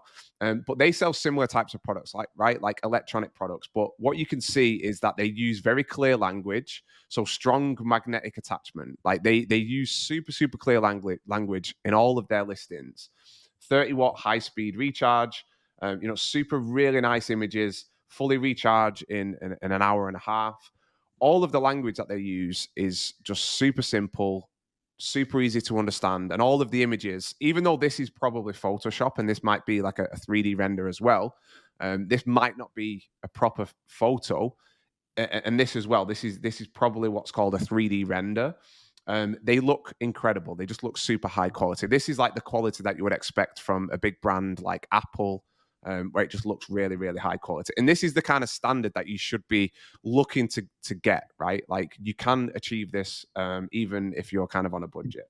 All right, so you've got to remember, guys, the whole point of all of this, the whole point of your brand name, of your packaging design, of your listing design, all of that, the goal is to stand out, right? If you zig and everyone else zags, then you're going to have a chance of standing out, right? But if you just look and launch products that just visually look the same as everyone else, you're going to struggle, right? You're then going to have to rely on things like number of reviews and also the price of your product, which is always difficult to compete on price. So your goal is to make and launch products that visually stand out. That's the first thing that you want to do. So again, another good example is Zesty Paws here, right? So you can see how much it stands out just because they've got a bright orange color to all of their branding, and it just really stands out against these products here, right, that are just a little bit sort of bland and whatever. So this is a great way that you can stand out visually, is having very distinct colors for your branding and putting those colors into your product packaging. So your Amazon listing, right, is there to answer questions and doubts that the customers have. Every time a customer is searching on Amazon, before they buy the product, they've got a series of questions. So, for example, this is another product from Anchor, right? So they might have questions like, what is the adjustable angle range of the phone charging module? Like what angle can you put it at? What's the size? Can a phone case affect wireless charging? So the point of this, right, is that when you're building your listings and when you're making your images and when you're looking at what copy and what text you use, you need to be thinking, what is the customer going to be thinking about? What do they care about? Do they care about the size of the product? Do they care about the material, how much it weighs, how long it lasts, like how long it takes to charge, like what they can use it with? A customer, if you think about when you're buying stuff on Amazon, you've always got a bunch of questions. And if you don't answer those questions in your listing in a very clear and concise way, then you're going to struggle to get people to trust you, and you're going to struggle to make sales. So when you're building out your listing, this is the key thing that you need to remember. You need everything to look amazing and look super high quality, but you also need to do your research and understand what the customer really cares about and what questions they need answered before they're gonna buy the product. So I wanted to show you just a couple of examples again of kind of some good and bad product listings. Like this is another example of the classic Chinese brand, right? Where it's just a bit crap. It looks a little bit naff. It doesn't look very high quality. There's a lot of Photoshop being used. Like obviously these people are, not actually using this product. And again, this can work. Like these Chinese sellers, because they sell at a low price, they can still make some good sales. But you really want to be trying to do more than this. Like if you look at this, it doesn't feel like a big brand. It doesn't feel, super high quality. It feels kind of cheap, right? And that's not the feeling that you want. The brand name there, Huan US. Yeah. You never imagine someone going, I like your neck fan. What is it? And you go, oh, it's a Yuan, Yeah. I can't wait for my new Yuan hand-free fan. And that's another great point when it comes to your brand name, right? Is like people see this and they immediately just think cheap. They might not think Chinese seller, because obviously as Amazon sellers, we understand a lot of products on there are Chinese. But it just makes people feel something. If you compare it to, a listing like this, like the Beast Bites, you look at this and you don't think cheap. You don't think low quality. You see that, it's 100%. They do say 100% USA made. I've never seen anybody phrase it in that way before. That's a bit weird. But obviously this is made in Colorado. But when you look at these listings, you can see the graphic design. It's nothing fancy. It's nothing crazy. It makes you feel like this is going to be a quality product. And if you look at the language that they use, it's very clear. It's very concise. The English is great. You just compare these two listings, and I know it's not the same product, but they're night and day, the difference. And what does that even mean? Enjoy your everyday life. Oh God, I've got on my neck fan now. I can finally enjoy life. They say some absolutely wild things, some of these Chinese sellers. And then again, just to compare like an electronics product to an electronic product, I would recommend going checking out Anchor, having a look at how they do their product, photography and everything. They do everything. It's super high quality. It's just very, very clear. It's, shrink your charger, not your power, 51% smaller. It's just super, super clear and concise. I'm just going to go and pause one sec while I open the door. Sorry. A few moments later. More moments later. Jesus. Sorry, folks. I had to pause it to pick up an Amazon package. Much later. Yeah, sorry, folks. We had to have a brief interval because I had to go and let the guy in. He was delivering an Amazon package. But what I was saying is you should go to you should go to brands and listings like Anchor, right? And you should check out how they do their listings, right? Because it's just a really good example and a really good standard to sort of familiarize yourself with, right? Looking at these big brands and how they do stuff. So come to listings like Anchor, go to their storefront. If you click on here and click visit the store, you're just going to get a sense of how these big brands, they do their visual branding, how they do their text and their copy. This is the sort of standard that you want to be looking to achieve, right? And you want to be making sure your listings are super, super high quality. Everything looks and feels and sounds amazing. It's really one of the key things that's going to lead you to be successful with your products. So again, just to reiterate, don't skimp and save. Don't try and spend the least amount that you can on your photography and your graphic design and everything. Make sure you've got a decent amount to invest. Okay, so now we've covered everything you need to know about branding. what happens next? Well, let's just take a step back for a moment, because there are probably a couple of points that we should mention. Let's just say hypothetically that you've gone through days 1 and 2, you've done your product research, you've settled on a product idea that you like, you've done your supplier sourcing, you've ordered samples, and you've found a supplier that you think is up to the job. And then you've done your maths, you found out that the product is going to be profitable and so on, and you've decided to place an order.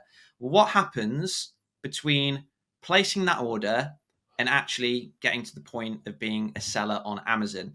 Well, let's just break the steps down. So what will happen once you say to your supplier, I would like to place an order of 1,000 units, 2,000 units, whatever you decide is going to be sufficient for you to be selling consistently on Amazon.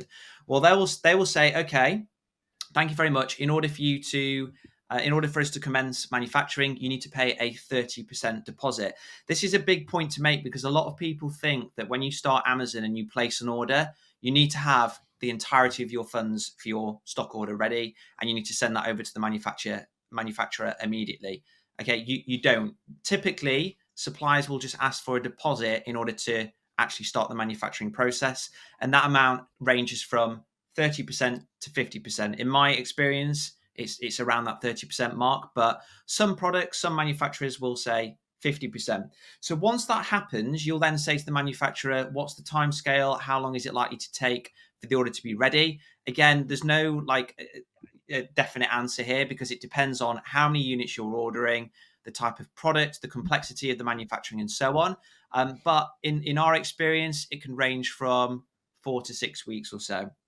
So whilst that is happening in the background, you will then be moving on to building your Amazon listing, right? And thinking about your branding and so on. All the points that Alex has just run through in detail. So you don't just take your foot off the pedal and just think, right, it's time to relax now. As soon as you instruct your manufacturer to start making your product, that's when you need to be thinking about your Amazon listing. So you'll be hiring your photographer, your graphics designer, and making sure that your listing is going to be tip top. So a couple of weeks prior to your order actually being completed, and you'll be in constant dialogue with your supplier, so you'll know that. This is the big point that a lot of people don't realize that you need to do. You log into your Amazon seller account and you basically tell them that they need to expect 1,000 units, 2,000 units, whatever amount it is that you're ordering. Amazon will give you special shipping labels that you then send to either your supplier if they're helping you with your shipment, or your freight forwarder, right? You'll do that so that when the product arrives at Amazon's warehouse, they'll scan that special barcode and they know exactly what is inside the boxes and who sent it. The process is so automated, it's amazing. You basically get an email that comes through and says, awesome news, we've just received your shipment, get ready to start selling, you're going to make a load of cash. Not quite those words, but similar, right? So it's still a very exciting email the very first time that you get it. So as soon as you give those labels to your manufacturer and they say, okay, the order is ready for dispatch, that is when you will pay the remainder of the deposit, right? So 70% if you paid that 30% amount up front. And then the goods will be shipped, right? So in our experience, it's always better to ship your goods via like a specialist freight forwarder or shipping agent.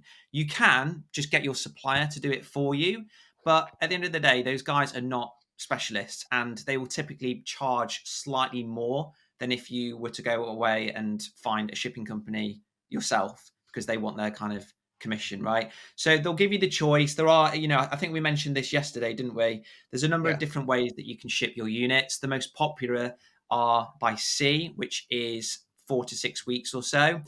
Or by air, which can be done in as little as a week. You can do it by truck, you can do it by train, but those two methods are the most popular. So you'll decide to do that, you'll instruct the shipping agent, and then at that point is where you can really start to get excited, because it's not going to be long before you are a fully fledged Amazon FBA seller. So the next step, when the product arrives at the Amazon warehouse, is going to be launching your product, right? So when we say launching your product, what do we mean? It's basically the first couple of weeks of sales on Amazon, where your single goal is to sell as many units as you can and rank organically, and I'll explain what I mean by organically in a second. But basically, you want to make sure that you are being seen by as many customers as possible. So when they type in neck air fan, whatever, they're seeing your product and they're not seeing Gio and Yuan's or whoever it was, right? So your position in Amazon's search result, it's determined by a whole bunch of factors. There's an algorithm called the Amazon, is it the A9 algorithm now, or are we on A10? So yeah, A9. A9, yeah.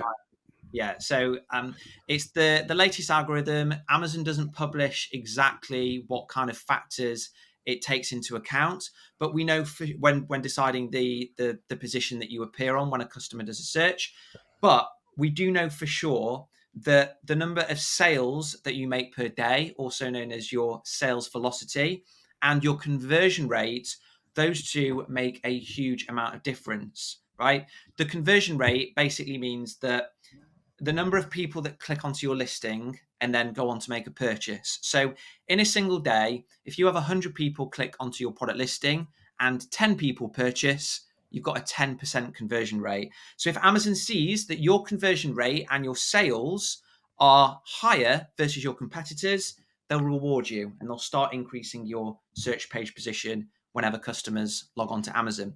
So there's a number of nifty tricks that we always ensure that we employ whenever we launch a product in order to basically make sure that your conversion and your sales are as sky high as possible. And it's really important that you are ready to do this when you launch your product on Amazon, right? In that first 2-week period, Amazon gives you a little bit of a boost known as the honeymoon period, where it says, okay, this is a new product on Amazon. We're going to give it a chance, give it a bit more visibility and see how it performs. So during that honeymoon period is when you really want to smash it out of the park and make sure that you say to Amazon, look, my conversion's through the roof, my sales are through the roof compared to everybody else, reward me, right? So these are the little tricks that we recommend that you look to do during or just before your launch period, right? So the first of all is getting social proof.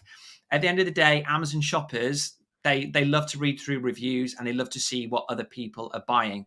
We are a bit like sheep. We like to follow the crowd. So if you want to launch a product on Amazon, we recommend that you do it with a couple of reviews up front, right?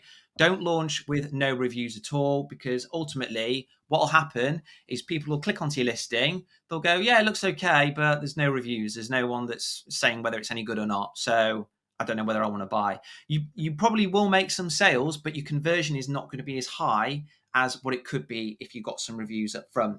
So Amazon recently, over the last 18 months or so, has made the job of getting those initial reviews a little bit easier.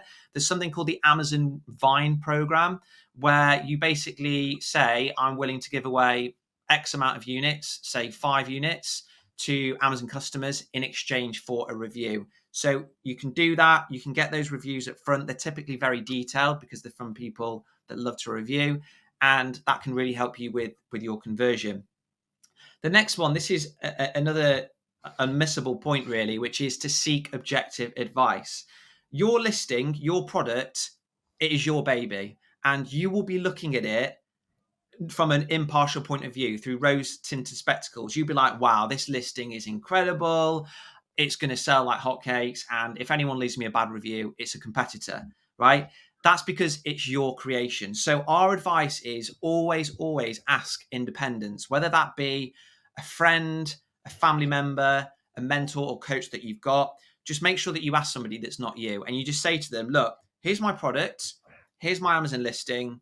What do you think? What can I improve? What can I maybe explain better? Are there any questions that I've missed out that, it's not clear, and so on?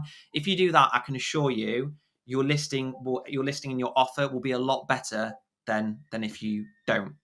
The third point is that you launch at an attractive price. So one of the points that we mentioned on day one is that when you do private labeling or branding, it gives you the ability to charge a premium, right?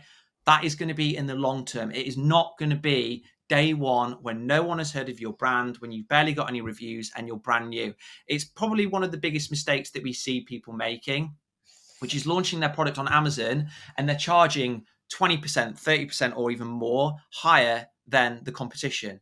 What happens is customers log on, they go, I've never heard of this brand before. It's barely got any reviews. It's brand new and it's $10 more expensive than anyone else. No thanks, right?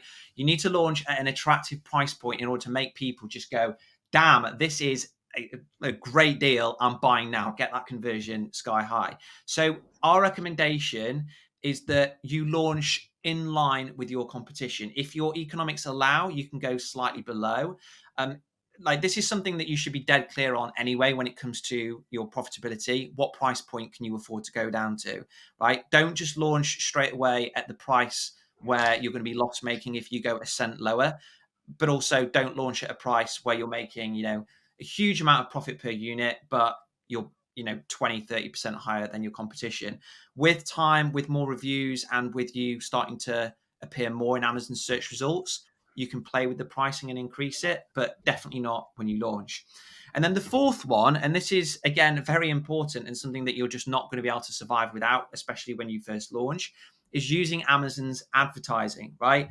When you first launch your product on Amazon, you are going to be on page 999 whenever someone types in neck fan, water bottle, whatever it is that you're thinking about selling.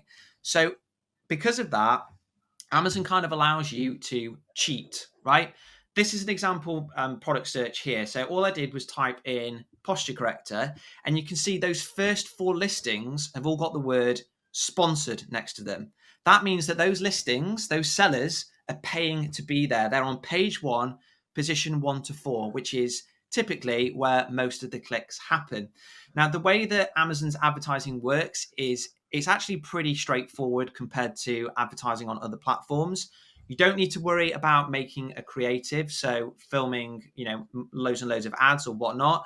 You just do it based on keywords. So you say to Amazon, if somebody types in posture corrector, I would like to appear in position 1, and I'm prepared to pay, I don't know, $1 or $1.50 per click. So you don't get charged just by the fact that you appear. You only get charged whenever a customer makes a click. And the way that it works is it's a pretty fair system. It's like an auction. If somebody else comes along and goes, well, I'm prepared to pay $2 a click, then they will appear in position 1 and you will appear in position 2, 3, 4, or whatever, depending on the actual amount that you're willing to pay, right? So that is why it is super, super important when you launch, you make sure your listing is tip top, because if you're paying $1, $2 a click and people go, oh yeah, that looks okay, and they click on it and then they see that awful listing that Alex showed, they're probably going to go, nah, it looks cheap, I'm going to look elsewhere. And it's just cost you $2 for that click, right? So that is going to impact the level of profit that you end up making. And that's why yesterday when we were speaking about profit margins, we said you don't want to look lower than a 30% profit margin, because when you factor in advertising, if you go much lower than that, it's going to mean that you're not making huge amounts at all. You're going to be making pennies or even a loss, right? So those are the different methods that you need to use, in particular during your launch period. And if you can do that, Amazon will see that actually customers are buying your product more so than others, and they'll go, right, we want to promote this product more naturally, and they will push you up organically, it's called. So those 4 results there at the bottom, those are there naturally. That's their organic search page position. It's not costing them anything when a customer makes a click, and that is your goal. You want to appear in a prime position that you're not paying for but per the click, right? Because those are the most profitable sales that you can get. You So can see there as well. One thing to add, Jansen, is if you're really good at that, you'll see the badges on there. So Amazon's Choice badge and the bestseller badge. If you can get those, then your conversion goes even higher, because Amazon's basically saying like, these are the bestseller on this keyword, or this is our choice, that we choose this product. Amazon don't own that product. They're just saying this is the best option for what you searched. Yeah, very good point. So, a lot of people think Amazon's Choice badge, that means it's Amazon's product. It's not. Like every single person that sells on Amazon can get one of those badges. So, those are actual gold dust. So, once you've launched and you've started selling for, maybe 3-4 weeks, and you've seen that, yep, this product's got proof of concept, yep, it's making me a profit, and so on. The next step is to just scale that bad boy, right? We know how big the Amazon marketplace is. Until you are hitting those sales figures that all your competitors are making, there's always more work you can be doing, right? You want to be refining your listing, you want to be experimenting with your pricing, just seeing what you can do. And you want to be using Amazon's advertising, right? That PPC, that ultimately is going to be your easiest way to scale. Because remember what we said about Amazon customers, when they log on the Amazon platform and start searching, they are ready to buy. They just don't know who they want to buy from yet. So you need to use your branding, your listing, and Amazon ads to convince the customer to buy from you over anybody else. And when you've exhausted that, or even, when you've got to the point where you feel like, yeah, I'm at a level that I'm really happy with, when it comes to sales on Amazon, these are the different methods that you can start to follow to really take your business to the next level. And these are all things that Tom, Alex, and myself have all done in order to kind of do that next jump up and take our businesses to the 7-figure mark. So one of the first and most obvious things that you should look to do is utilize Amazon's global selling program. So Amazon, every single year, they launch in more and more markets. I think they just launched in Brazil. And all you need to do in order to sell in one of those markets is I'm pretty sure it's just ticking a box in your Amazon settings. It certainly is for Europe anyway. And you do that, and then you just follow the exact same process. So you say to Amazon, I'd like to send 1,000 units to your Brazilian warehouse or your Mexico or whatever. You get the new labels and then you send over, right? And jobs are good in. So if you just think of how big some of the Amazon marketplaces are throughout the world, and they're completely open for you to start selling in too. So Tom and Alex mentioned earlier that they also sell in Mexico, Canada, North America. And I don't think it was much additional work for you guys, was it, to be able to do that? No, literally ticking a box, like you said, and you can do this NAF program where Amazon will kind of sort out all the shipping across the border. So it's super easy. Yeah, exactly. Piece of pie.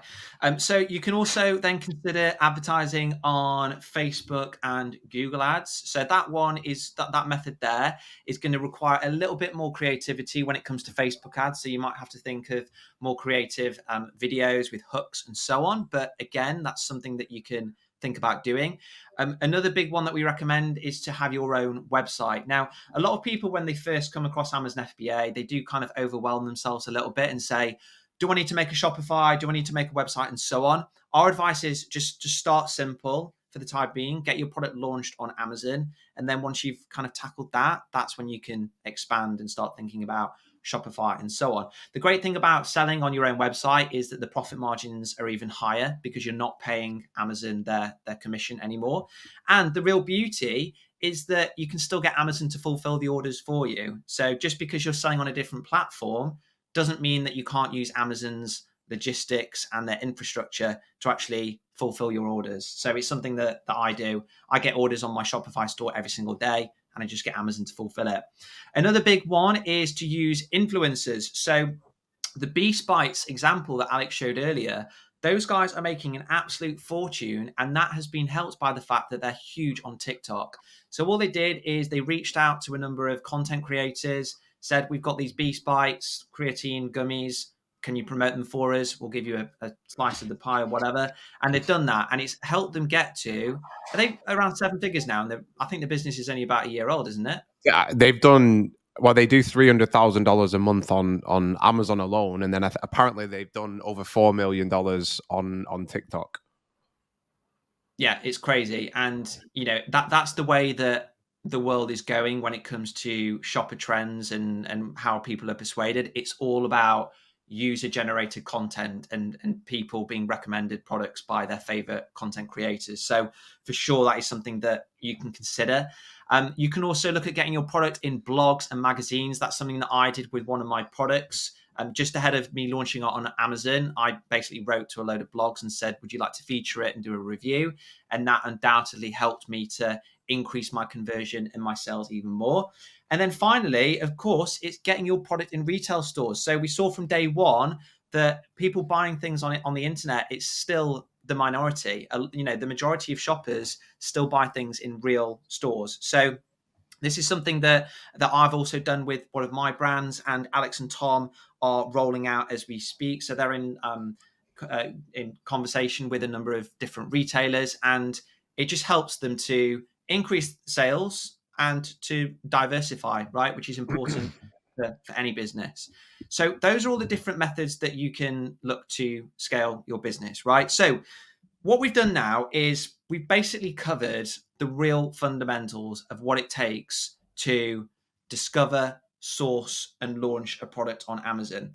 But one really important point that we need to make is that the secret to being successful on Amazon isn't just following those steps and just doing it as cheaply as possible, right?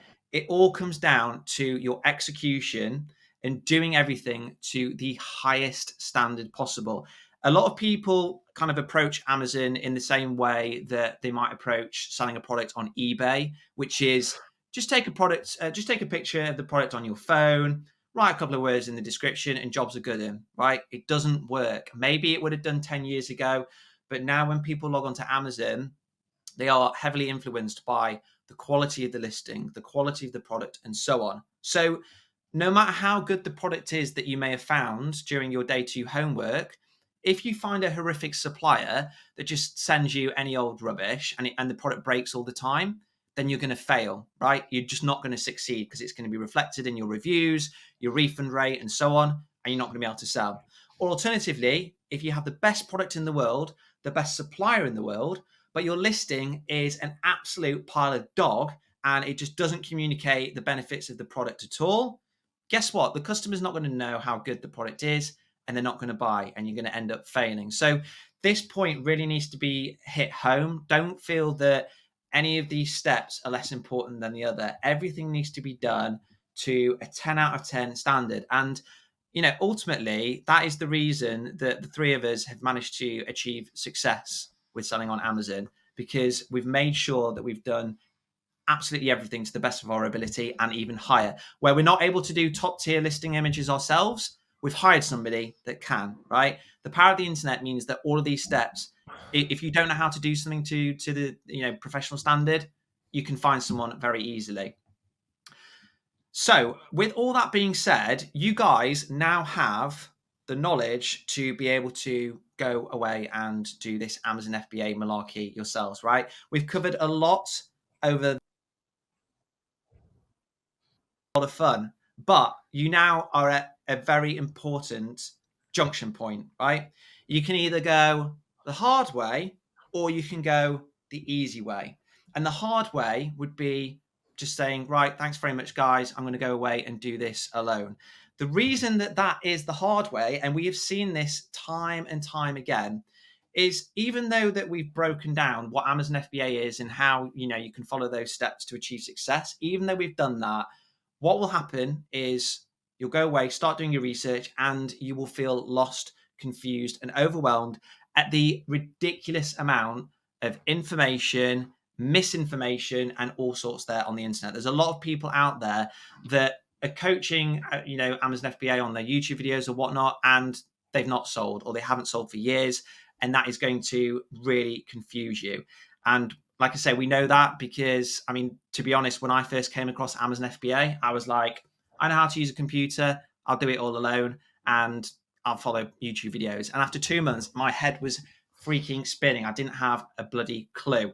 So that's going to happen. What will also likely happen is you'll buy products that you're not completely confident in, and you'll just find that you send them to Amazon and they don't sell, or they won't ever sell because maybe you've misread the data. And I think most importantly of all, you'll just waste time not taking advantage of this opportunity because you'll be doing it all alone, right?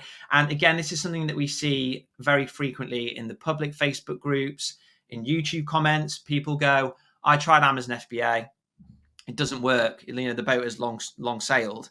It's not true. You saw with Alex and Tom yesterday, or was it day one, where they just launched a product and it was making them, very, very high profit margins and return on investment. And that's because they know what they're doing, right? Okay, so that's the hard way. The easy way is to do it with expert guidance, right? And the best way that we kind of are able to describe this, and we've done it with this image here, is it's a bit like climbing Mount Everest with a mountain guide, right? Of course, you might be able to climb Everest all alone, but ultimately what is probably going to happen is you get lost, you fall over, you injure yourself, you lose your motivation halfway up and you go, do you know what? this probably isn't possible. I'm heading back down.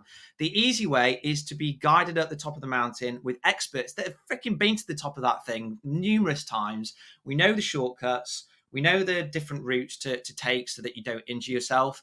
And we can basically just carry your bags and ensure that you remain motivated all the way to the top, right? And that's what leads us to talk about Honest FBA, which is the community that we have built over the past number of years. It's a community full of Amazon FBA sellers led by the three of us that all know what they're doing and that are all learning how to sell products on Amazon, and they're launching them successfully. Yeah, guys. And I mean, look, like, you know, we, like Jan said, we've been through a lot over these past 3 days. You know, is it possible to just go away and do this on your own? It is. Like, look, we would be liars if we sat here and said it wasn't. It's possible. Like when Tom and I first started out, we did it on our own. But the reality is, genuinely, is if I could go back, I would give anything to be part of a community like we're part of now. Because, you know, as you can see, like this is inside the community right now. So literally just a couple of days ago, we had Tim. So he launched his first product with us about a week ago. So Tim's based in the US. He's doing over $4,000 a day. I think it was on the 1st, which is yesterday, or the day before. So in less than sort of 2 weeks, he's already doing, you know, he's already done $16,000 in sales. He thinks with this first product, he's going to be up towards $100,000 a month already. And you can see the level of support, right? So at every stage, we've helped him with finding his product, with doing the branding, with getting it onto the platform, to launching it. Everything we've helped him with. Tim's a smart guy. Could he have done this on his own? He definitely could have done. I guarantee it would have taken him so much longer. And I'm confident he wouldn't have had these sort of same results. And you can see, like, we have this results channel where people just support each other. We posted our results in here the other day because we started hitting consistent $10,000 days, like Tom mentioned before. We've got Kath and Paul, who you can see their growth over the past couple of years has just been insane. We've got Joe. Joe we mentioned him earlier on in I think it was like day 2. I think we mentioned Joe, or maybe day 1. So Joe already sold an Amazon brand. He's launched the second one now. I think he's actually going on to sell this brand as well, right, Tom? Yeah, he might be doing a third. But yeah, look, I mean, this is the reality, right, of joining a community like ours. You know, you've got people around you that are doing the same thing. You've got our support, 3 individual experts in different areas, where we can help you do this faster, minimize the mistakes, and just maximize the chances. Not just that, honestly, being part of a community is going to do so much for you in terms of motivation, feeling like you're part of something and you're not on your own. Like, even Jan, before we started to work together, you and I talked a lot, right? Like originally, even before it was the 3 of us, we used to chat a lot about Amazon, and it was so much help. So having, a bunch of people in these groups that you can network with and make friends with, honestly, it's absolutely incredible. I agree, yeah, and again, just going back to that Everest analogy, just imagine like how much more likely you are to continue climbing if you're with a group of people going, come on, you can do this, when you're feeling tired and down, and they're like, no, come on, let's get to the next checkpoint or whatever. That in a nutshell is how Honest FBA works. So with all that being said, if that does sound right up your street and you would like to learn more about the Honest FBA community, how we can help you, and importantly, whether the ideas that you found during this 3-day challenge are any good, and whether they're likely to be products that you can go ahead and launch on Amazon to give yourselves an additional income stream, then we would love to have a chat. There's going to be a button that appears somewhere around here on the page, or if not, it will be emailed to you. And yeah, what you can do is book a call in with us for 30 minutes or so. And what we'll do is we'll run through those product ideas that you've come up with during the challenge and how you can move forward with them if they are viable. We can run through any doubts that you may have got about Amazon FBA or about anything that we've covered during these 3 days of training. We'll let you know how much money you're going to need to be able to get started for the products that you've identified, and if those aren't right, more generally speaking. And really excitedly, if that's the right word, we can map out your timeline. So we can say, okay, if you are ready to get the ball rolling today, here's what the next 6 to 12 months are going to look like in terms of you finding products, launching, selling on Amazon, giving yourself an additional income stream, and even longer term, how soon you can expect to be able to build your brand and then hopefully sell it one day. And then within all of that, we can also explain to you more about the benefits of joining Honest FBA, about our live sessions, about how often you can get to chat with myself, Tom, and Alex on live calls, and so on, and so much more. So we do like to ensure that everybody that comes through the door is a good fit for Honest FBA. So we do limit places of people that are able to come in each month. So if you're on the fence about it, you're thinking, I'm not quite sure. Honestly, please do just book a call using the special link here. We'll know that you've come through the challenge, so you'll get priority booking slots and whatnot. And yeah, we would absolutely love to have a chat, learn more about you and your current situation, and see whether it's a good mutual fit for you to come on board with Honest FBA. Yeah, and maybe see you at one of the live events, which we've got. As we're filming this on the 2nd of May, we've got a live event coming up next week, haven't we? We're going to meet a bunch of members, do some networking. We've got some great talks on. Yeah, we've got close to we've got close to 200 people, and yeah, it's going to be awesome. You never know. Tom might actually say something into the microphone that he holds. What I'm going to say, I'm going to introduce you for your DJ set. Jansen is a secret DJ, everyone. So I'll save that for the end. Do it, Jan. Do it. Yeah. So it's going to be a lot of fun. And I'm sure if you're watching this after the event, you'll be able to see tons of material on our YouTube, Instagram, wherever we're active, Twitter. We're pretty much in every social channel. So if you just search for Honest FBA, you'll find our accounts. Yeah, and that's what I was just about to say, right? Is like, as we said, hopefully, you've actually, you've done some research over these past few days, and you got a bunch of products lined up. But yeah, keep watching the YouTube videos that we're putting out. I think we've got a couple of tutorials coming out on there very soon. So there's going to be a lot of content for you guys to to dive into and stuff. Yeah, exactly. So on that note, I'm going to get a bit emotional, I think. Oh God, it's the end of the 3-day challenge. Tom's nose is running. He's that emotional. But yeah, guys, we really hope that you've enjoyed this 3-day challenge. I know that we have. If you do have any questions at all, feel free to send us a DM on Instagram, Twitter.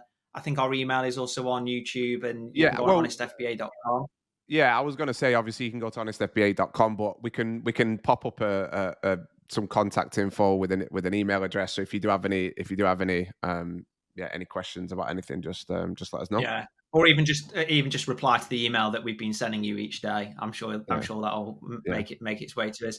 But ultimately, if you would like to learn more about Honest FBA and how we can help you, remember to book using the button here. So with all that being said, you're going to do your trademark. You've enjoyed the challenge. You think, go on. We'll see you on the other side. So long. See ya.